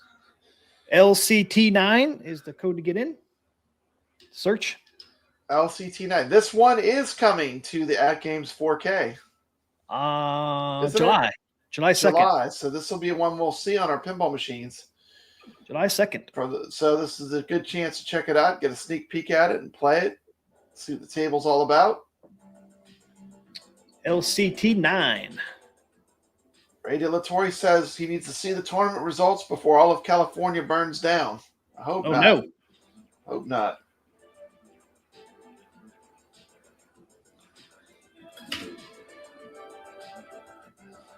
We got some chit chat going on about the Wonderland amusement pinball machine.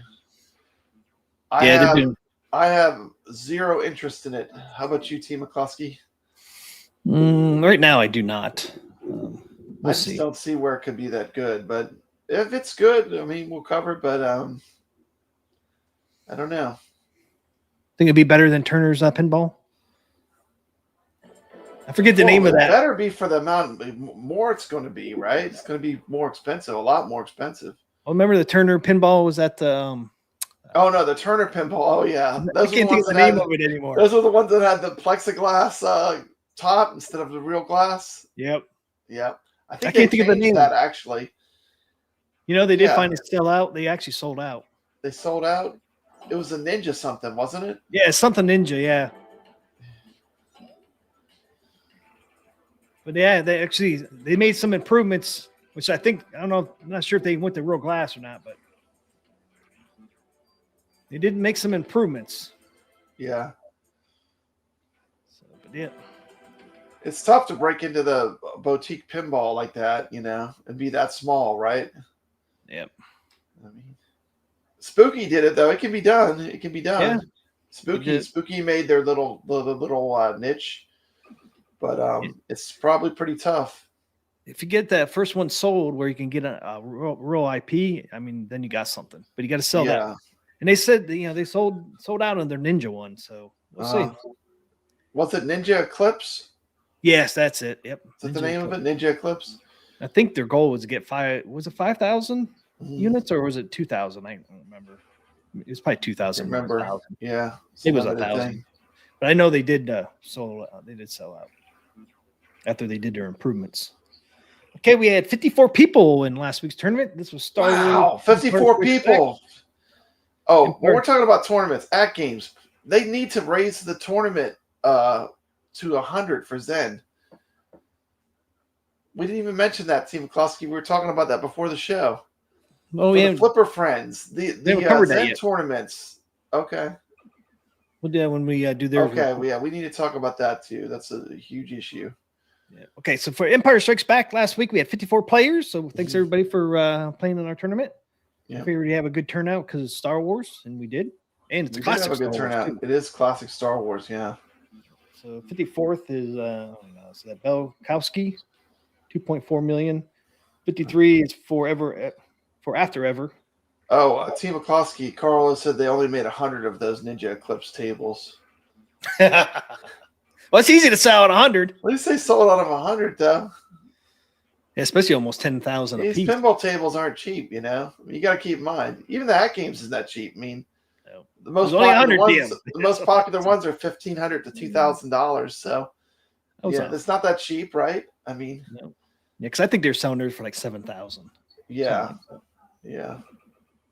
Which we thought was way too expensive for what they initially showed. Maybe they got better. You know, we didn't. I know they track it past the initial announcements.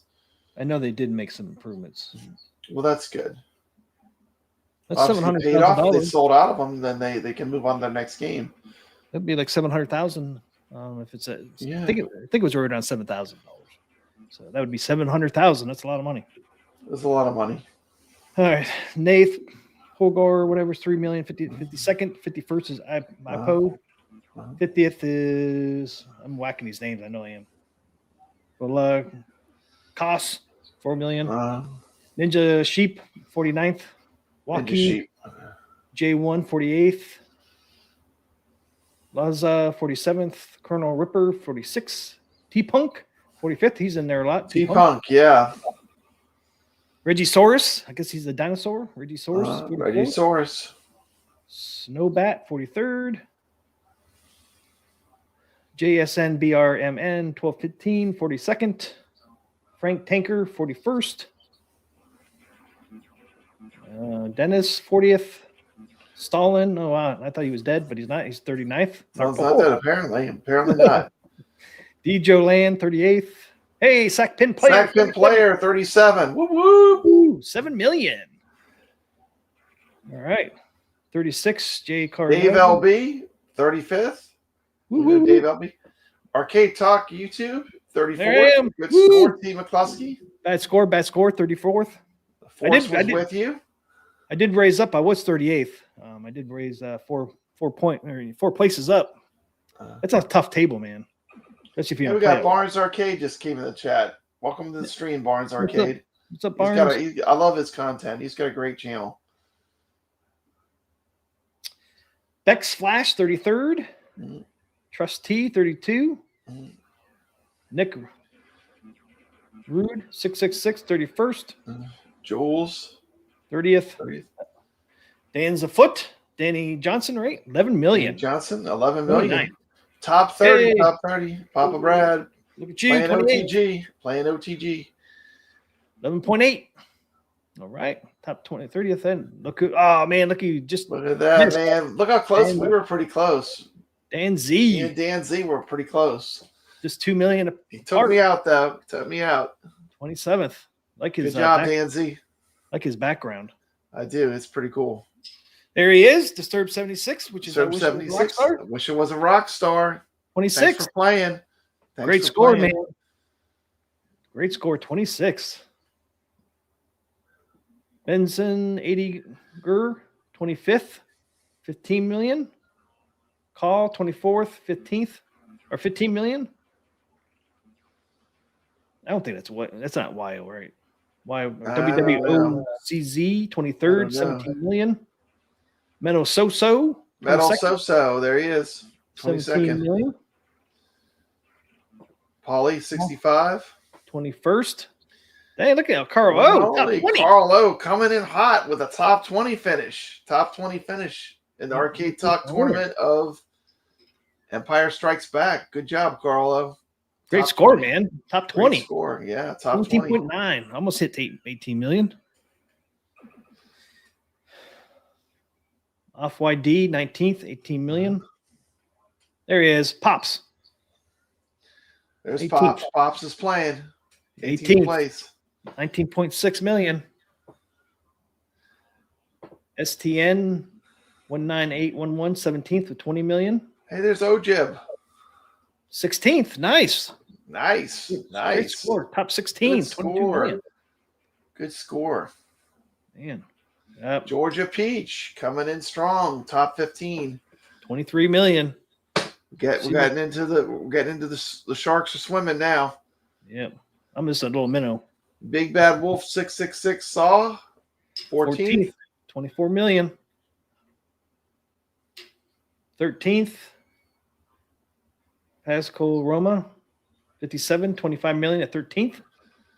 Looper 001, 12th, 28 million. There he is, Pop Brad. Vader. 11. Vader 640, 11th. Wow. He's normally in the top 5. He's normally in the top 5. Vader is in the top 20 though. Yep, Almost 11. top 10. Top 10. Just missed the Just top missed. 10. Somebody bumped him out. Beetlejuice. Oh no, he said it 3 times, Papa Brad. What are you doing? Oh no. Oh no, who's up What have I behind you? unleashed? What have Don't I look- unleashed? Don't look behind you. Iron So- sharpens iron. Mikey Yuna's here. Good to see Mikey Yuna always. Beetlejuice. We got. Don't look behind you. There's somebody standing behind you. I can't even turn, but I can't even look behind me now. You're just freaking me out. Purdue. 9th of 31 million. Hug Polo. 8th. Hug 31 Polo. million. Good score. Number Evil 7. Genius Entertainment coming in hot. Look at that score. Number 7. 33 million. Top 10 finish for Evil Genius. It is a tough table. Gina said it's a tough table. It is. Evil Genius should play in the Streamers tournament we're doing with the Metagrass. He would Yeah, probably he would probably raise some hell in there. He's a good pinball player. He can play. Frankie, 6, 37 million. I see Top that. 5. Top 5. Here we go. Top 5. Top Who's on the 5. top? I see that one. Oh man, I don't even Aquilith. Aqualith? Aquilith. Yeah, I Aquilith. don't know. I don't 39 know. million. Number 5. Sacro. Number 4. You gotta 40 say million. that one. Top 4 finish Woo. for Sacro. Sacro's bringing in the heat. Broke 40 million. Good score. Wow. Great score, I think. Yeah. Up there he is. Number 3, the real creamer.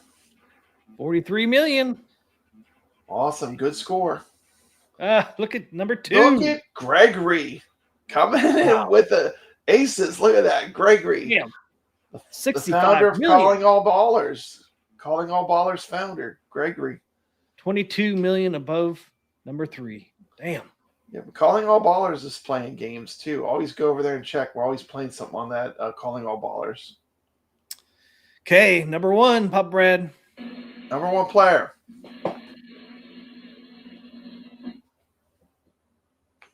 Number 1, Quick Strike. Wow, look at that score. 395. Wow, almost double. 110 million. Wow.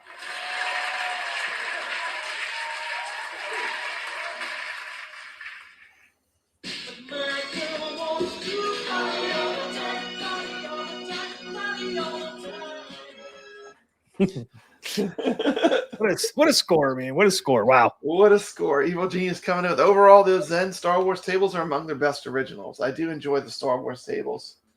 Oh, yeah. You're up there. Yep, I do too. Yeah, That was a Ojib, great one. we just said Ojib's name. Ojib, we saw Ojib in the tournament.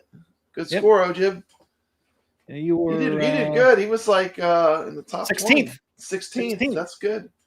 Coming That's good. 16th, right underneath Georgia Peach. 22 million. Good That score. is good. A good score. Yeah. I mean, they're fun tables. I mean, this is a fun table, but it's a hard table. It is a hard table. It is hard table. It's definitely not an easy one. Not like Wild Wild West there, Rampage. That's an easy one on Steam. Yeah. This is not an easy one. A lot of drains The in this real one. Kramer says great scores. All this was a tough table for sure. Yep. Yeah. It was a tough one. I got frustrated a couple times. Like, dang, the ball keeps just And draining. because it's an earlier Zen table, I think they did improve the gameplay. Like, not as many. There's a lot of time shots on that table. Yeah, there is. That's the time shots are harder. Like the You got that Stormtrooper. small window. You get that small window. You have to complete the mode by. Yeah, like the Stormtrooper one, where you have to hit the spinners. Yeah. It's like the ball goes on to the wrong side flipper every time almost. You're like trying to get over on the other flipper to get the spinner to kill the Stormtrooper. I know. Man. It's Team like Kowski, we got to get good. We got to get good. We got to keep practicing. yeah, it's like, man, the ball keeps going on to the wrong flipper. It's like, stop There's it. definitely a trick to it because you can see the look at the top scores, how high they were. It could definitely be learned. I mean, someone scored 110 million. They definitely had it down. Oh yeah, it's probably a table they played for a long time. Yeah, Amused Gregory did really good. Second place finish. No, Real Kramer did, Sacro. I mean, all those guys. Everybody, even there's some great scores in there. JV. I mean, mine's not a great score, 7 million, but a lot of good scores, man.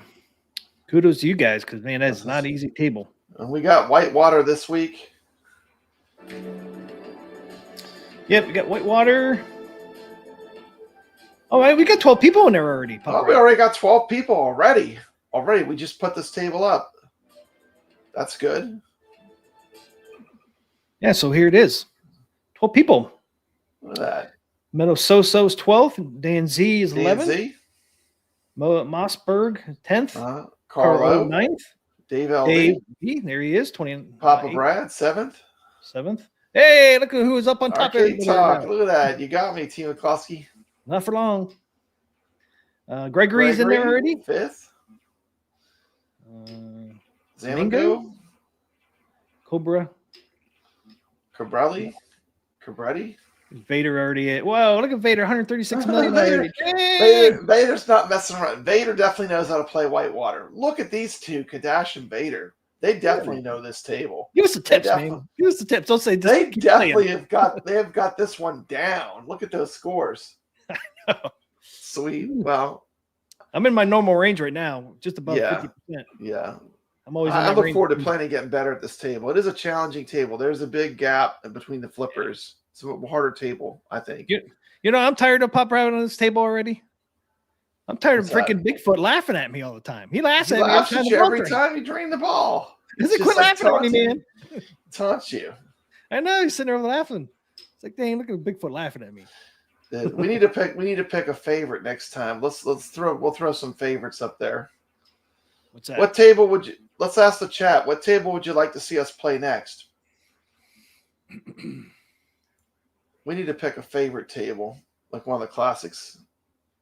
It could be on FX or FX3. We could do FX3. We haven't did an FX3 one in a while. Yeah, we should do FX though. We get more people. Yep. And they have a lot of the same tables, unless we're playing something that's only on FX3. Yeah, you're right. You know, but FX3 plays a little differently. Yeah, it does. It's more arcadey. Ball slower. Yeah. I know that Wild West on Steam, Pinball FX, but I bet it was originally Pinball FX3 because it Ray plays. Tori says Space Station he'd like to see on the list for the next games we pick. And that was in one of my votes. Was that this week's vote? I had that in there. Yeah, I would like to see Space Station's a good one. We haven't done Bride of Pinbot yet either. I thought we did. A fun table. Did we do Bride of Pin? We haven't done Pinbot. I don't think so. Did we? I don't remember. I don't think we have. Yeah, there's Space Station. I just did it for this week. Only 11%. One Space Station. Space Station. Okay. Even I thought Whirlwind would win. Yeah. I thought Whirlwind that was. But we played Whirlwind once before, though. I think. No, I looked up. We did not. I thought the same thing. Whirlwind. Nope, I looked it up. I thought we did too. We had it in a vote, but it lost. Oh, okay. Yeah. So I did look it up because I thought the same thing. I'm like, didn't we play that? And I looked. I'm like, no, we did not play that one. So, but yeah, Space Station. Anybody else thoughts on another table?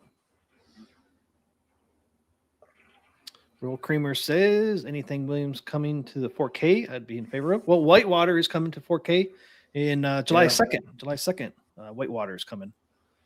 Yeah. I can't remember the other two tables. What were the other two tables coming?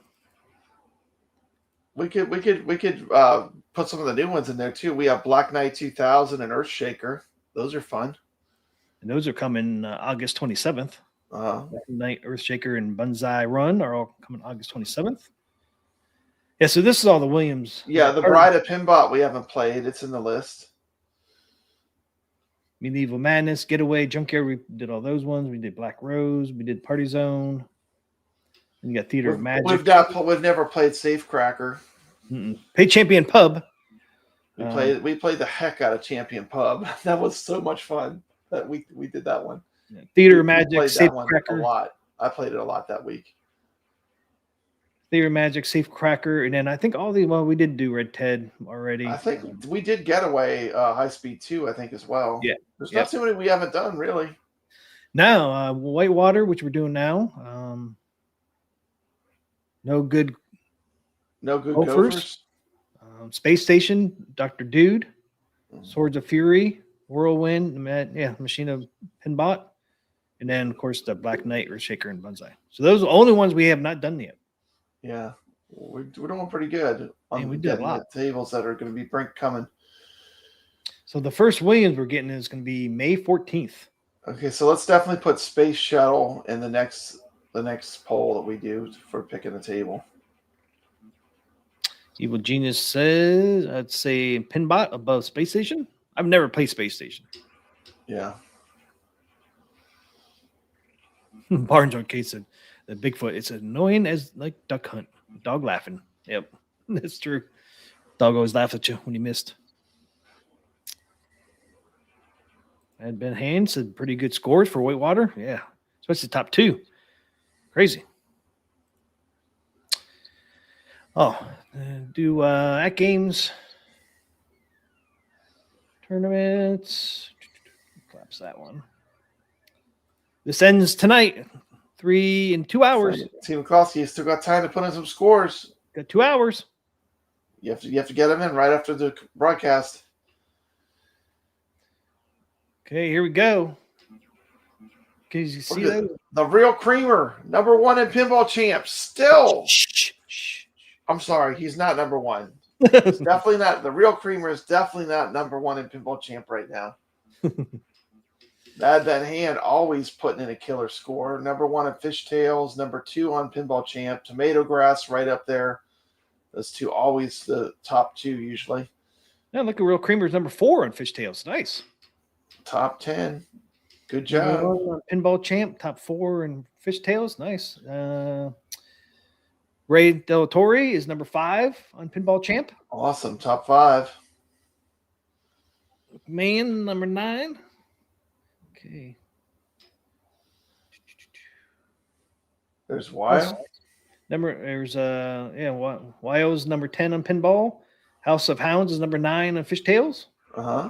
There's Papa Brad number 11 on. I know it was top 10. I got bumped out. I was like, darn it! Almost had a top 10. Almost. You got to keep playing. You know, I got up there though. I was in the top 10 for a while. Yeah. I was number 2 when I put my score in, and that was like I on know. Saturday. I know, yeah. I made it all the way down to the week, 15th. yeah. Still in the top 15 though. Woo! Yeah. Well, it's good. We got a great community of players. Got some great players. I'm happy to be 15th on Pinball Champ. I mean, getting the top 15 with all the people that play these, man, these great players. Yeah. I'm proud to be 15th. I mean, I'm happy to be anytime I'm in the top 20, I feel pretty good. But top 10, right? Top 10 is an event for me because I don't usually get up that high. But I just got bumped out of my 2 top 10s and did to 11th. But yeah, number 11 on Fishtails, number 11 on Pinball Champ. Yeah, I love the Fishtails. I've been watching the strategy videos from the different players that are putting them up, and that helped a lot. So I finally got a decent score for me.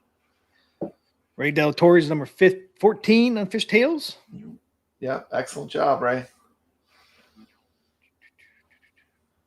High scores on tap is number 20 on Pinball Champ. Way to go, high scores on tap. Chaotic BBR is 25th on Pinball Champ. So I be chaotic. Look at Thor KC. Thor KC Champ coming in hot. 27th.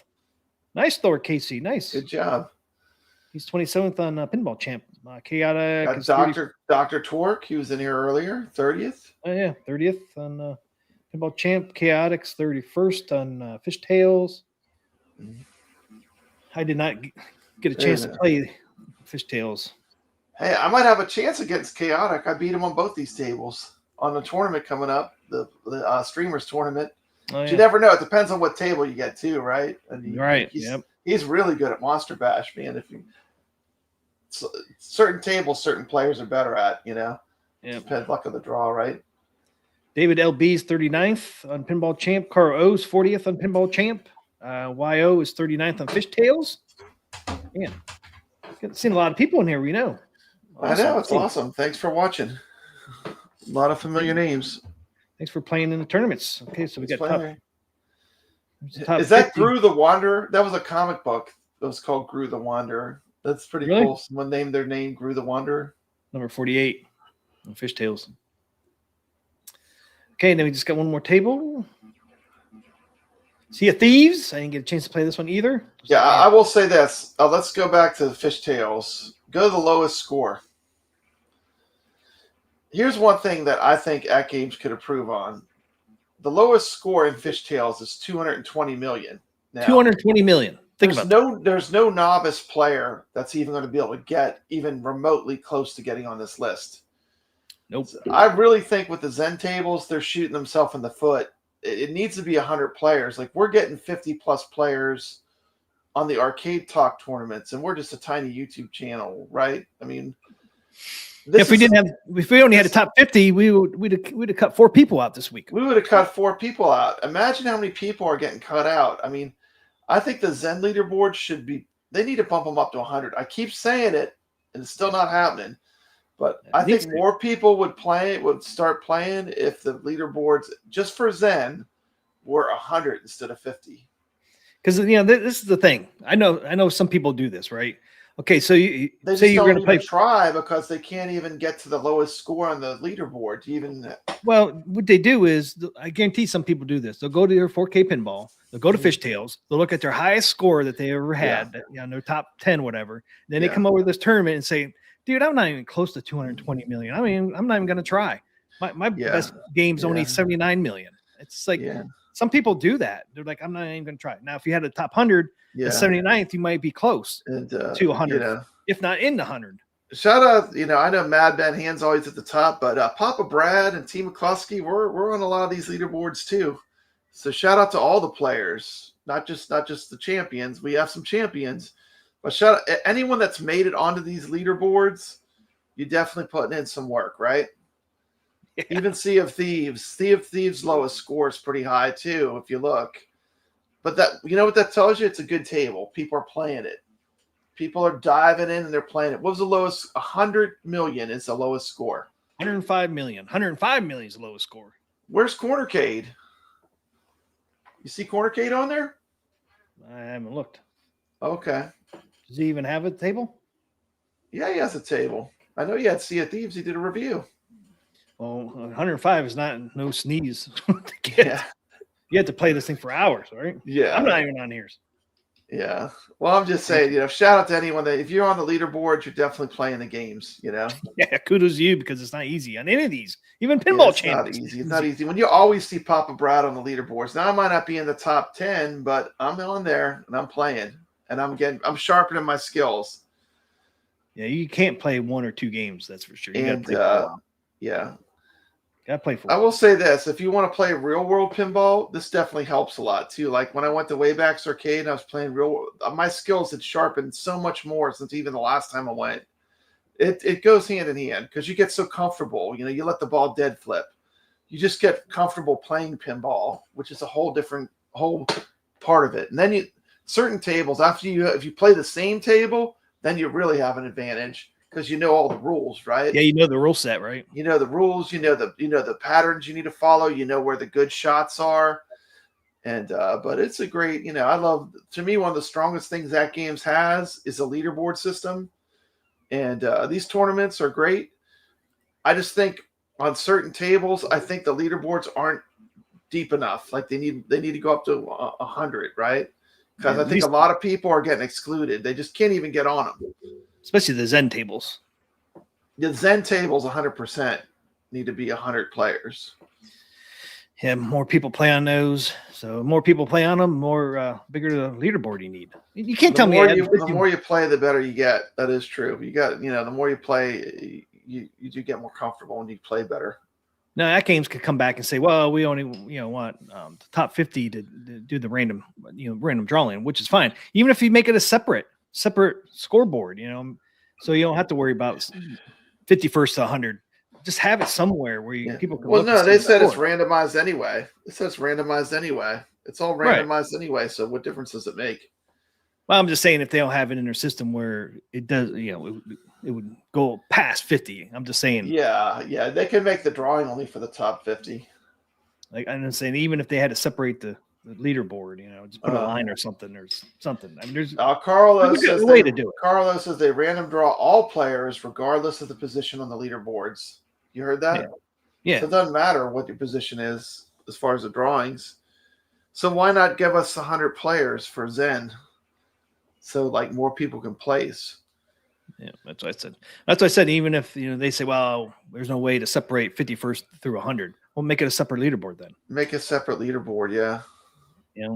Can't be that hard. No, just put it down here. Have it like a little white space because it's separate. Yeah. All the way down to 100. Put a little bar there or something, and then just have it keep going. Yeah.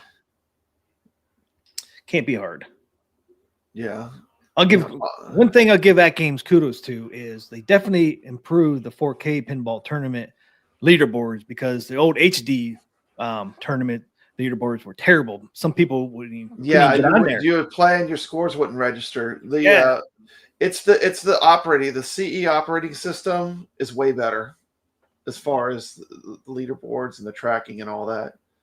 Yeah, so they didn't actually operating system that the new arcade, the new ALUs using the Sam's one and the pinball is better for that, for tracking leaderboard scores.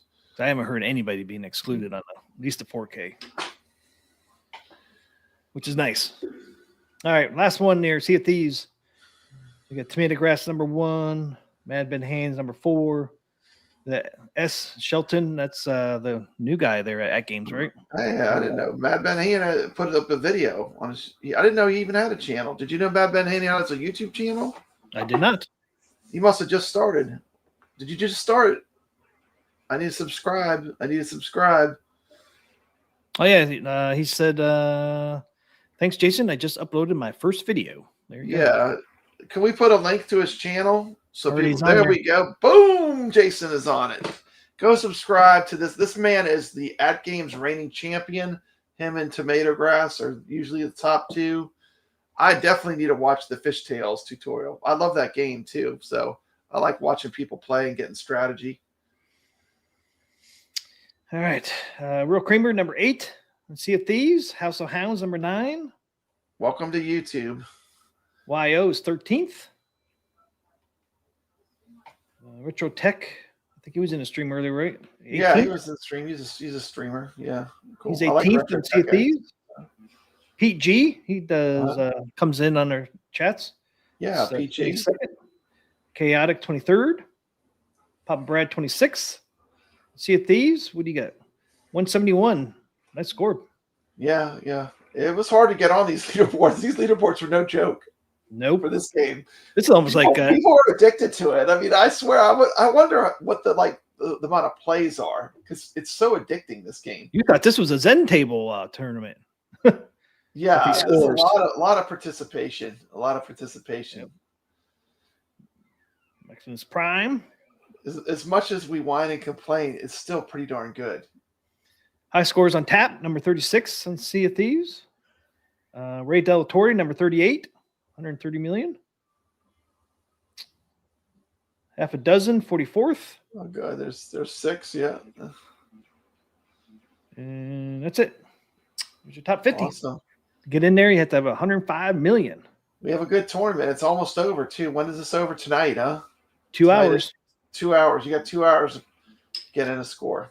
Get a score in. If you want to start with one, I would start with Pinball Champ. That'd be the little easier one to get into. Yeah. In 2 hours. Pinball Champ is really a fantastic table, too. Don't sleep on that one. That is a fantastic. That's a lot of fun. I was surprised how fun it was. Such a good layout. Such a good layout. So well designed. It's just fun to play. It's fun. You know? In Pinball Champ, you just have to get just over 7.1 million. So a little easier to get on this. That's doable, yeah. If you're not on one, you know. Yeah, that'd be the one I would start with. Big D says get your scores in. You get 2 hours left. Yep. Okay. There they go. Yeah, crazy scores, man. Crazy scores this week. Woo. Yeah, it was, but I mean, I will say this: they brought this group of tables. I feel like was a really good grouping. They had some really good tables in this group. I really liked playing all of them. Like there was none of them where it was like a job to play and put in a score. You know? No.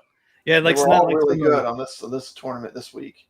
Like those ones with the little wooden flippers, little nubs. There's none of those retro ones where like you have to nudge. It's all nudging. Yeah. And pray, nudge and pray. Yeah.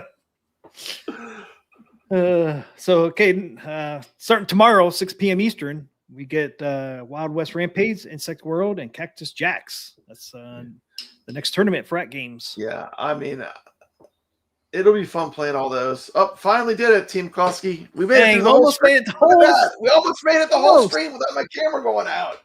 Darn it! So close. The Elgato quality. Elgato. This is what the streamers use. Elgato. Man.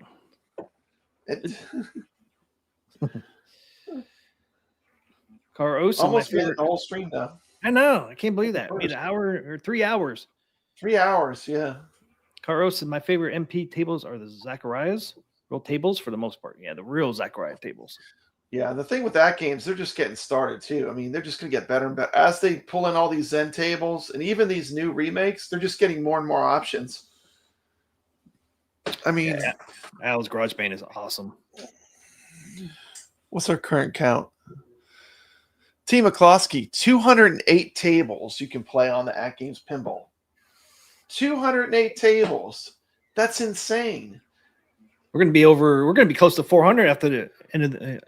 Might be over 400, right? Next over year is going to be even brisker pace. There's going to be a lot more tables released. So what did you say we're at? 208? 208 right now because I have every table. Plus 26, plus 52. So we're going to have 286 by the end of the year. Almost 300 tables, Papa Brad. And that's if they don't throw in some surprise announcements because you never know. There's probably stuff in the works that they might not have announced. Yep. You know, knowing the way that this works. Yeah, but at least we'll have at least 286 as we know right now. Yeah, that's could be more impressive. Yep, could be more. So you're only 14 tables away from 300. That's pretty insane. It's pretty amazing. Pretty amazing, especially from where they started. Yeah, that's true too. It's like Caro said, but see, that might come around. You know, the Pinball M might come around Halloween, right? Yeah, they've only announced through August or September, so we might see some Pinball M around Halloween. The whole month of October could be Pinball M, right? Yeah.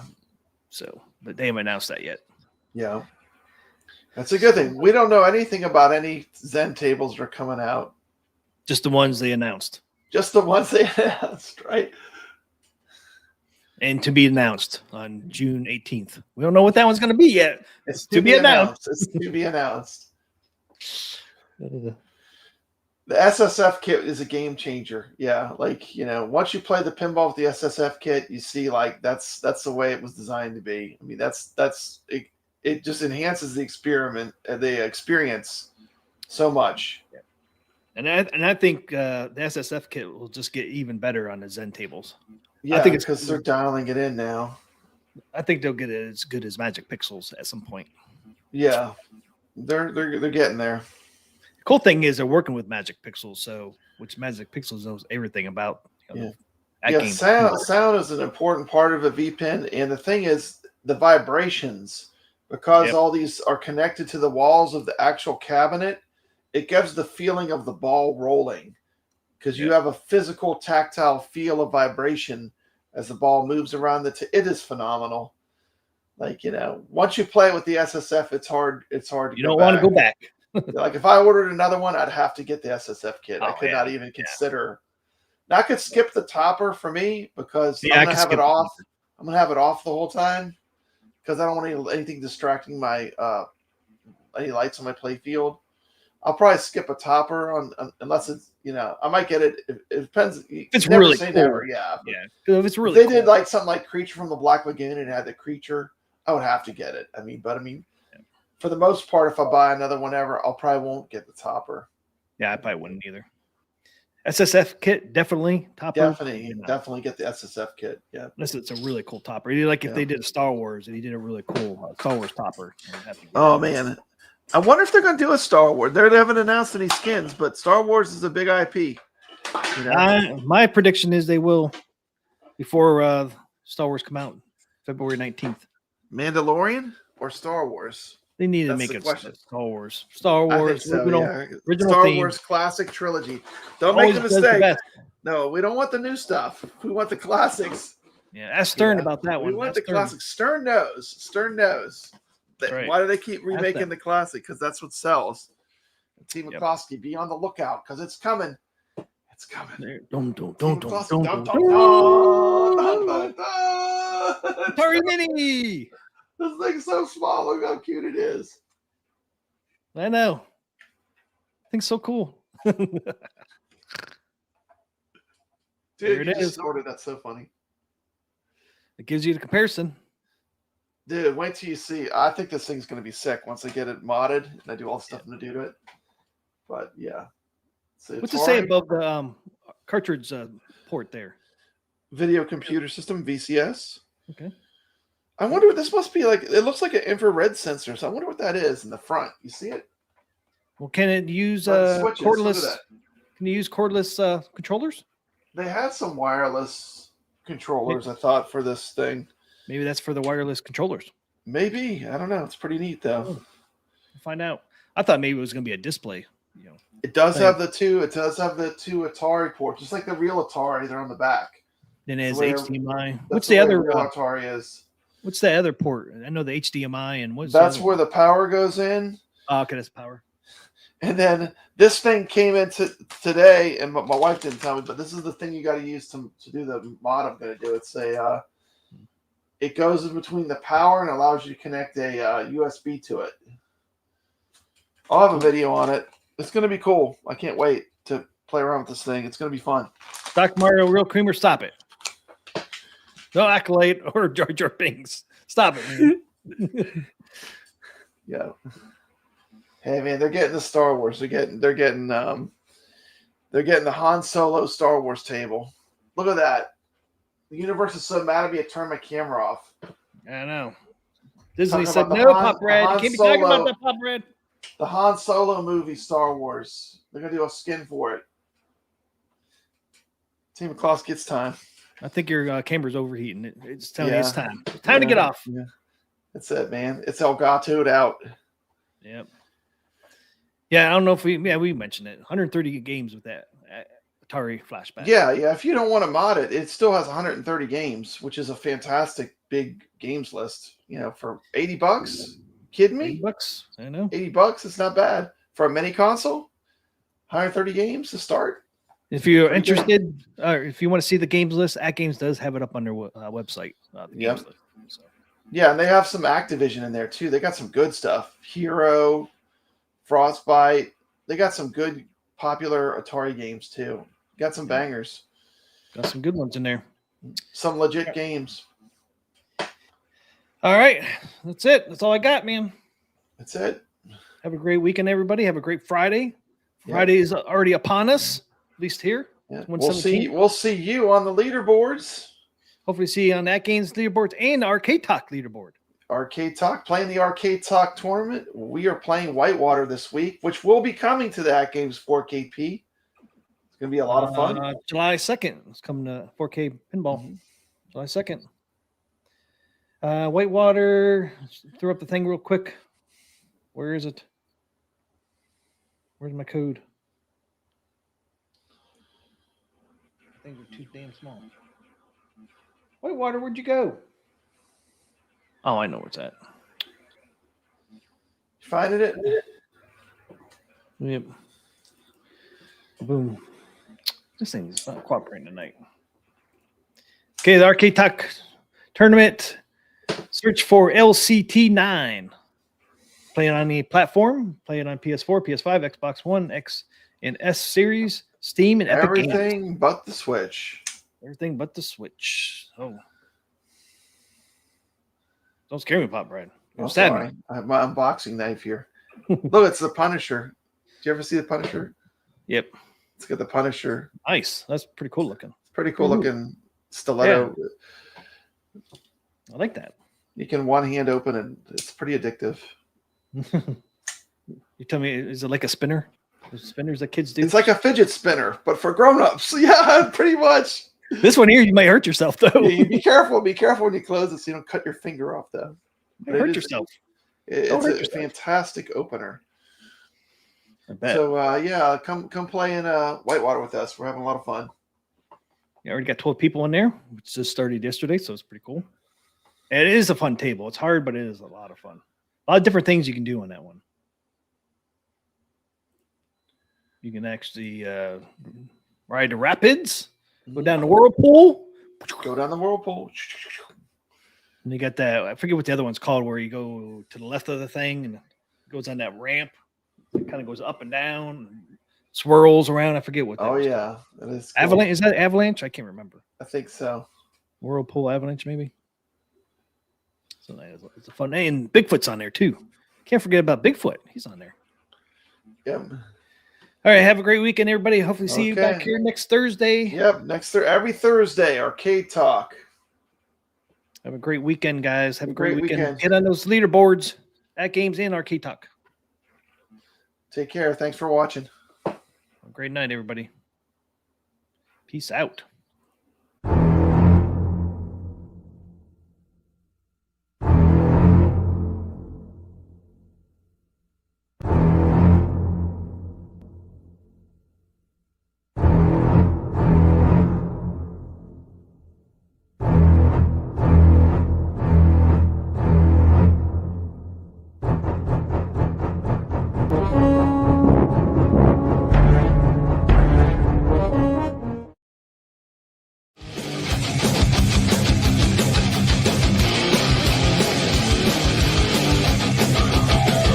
T. McCluskey presents Arcade Talk live stream.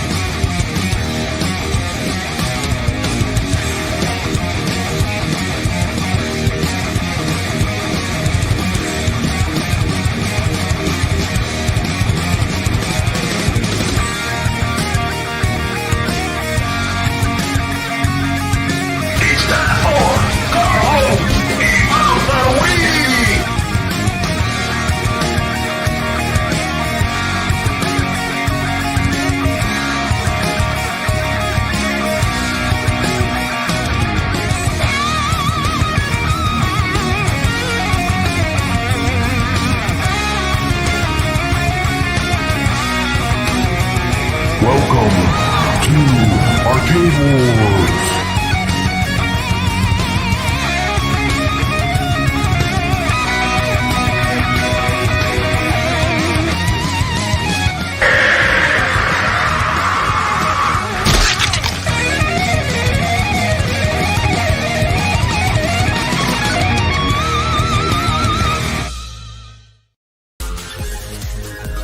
Ladies and gentlemen, thanks for coming tonight. We're gonna do the Arcade Talk Show. Yeah, that's right, right here. The Arcade Talk Show. That's right, we're gonna do it tonight. Come on, people, let's do it. Let's do the show. What show is that? That's the Arcade Talk Show.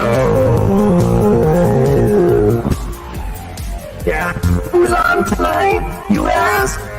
You know who it is. Pete McCluskey. And who else? You know who it is? Papa Brad.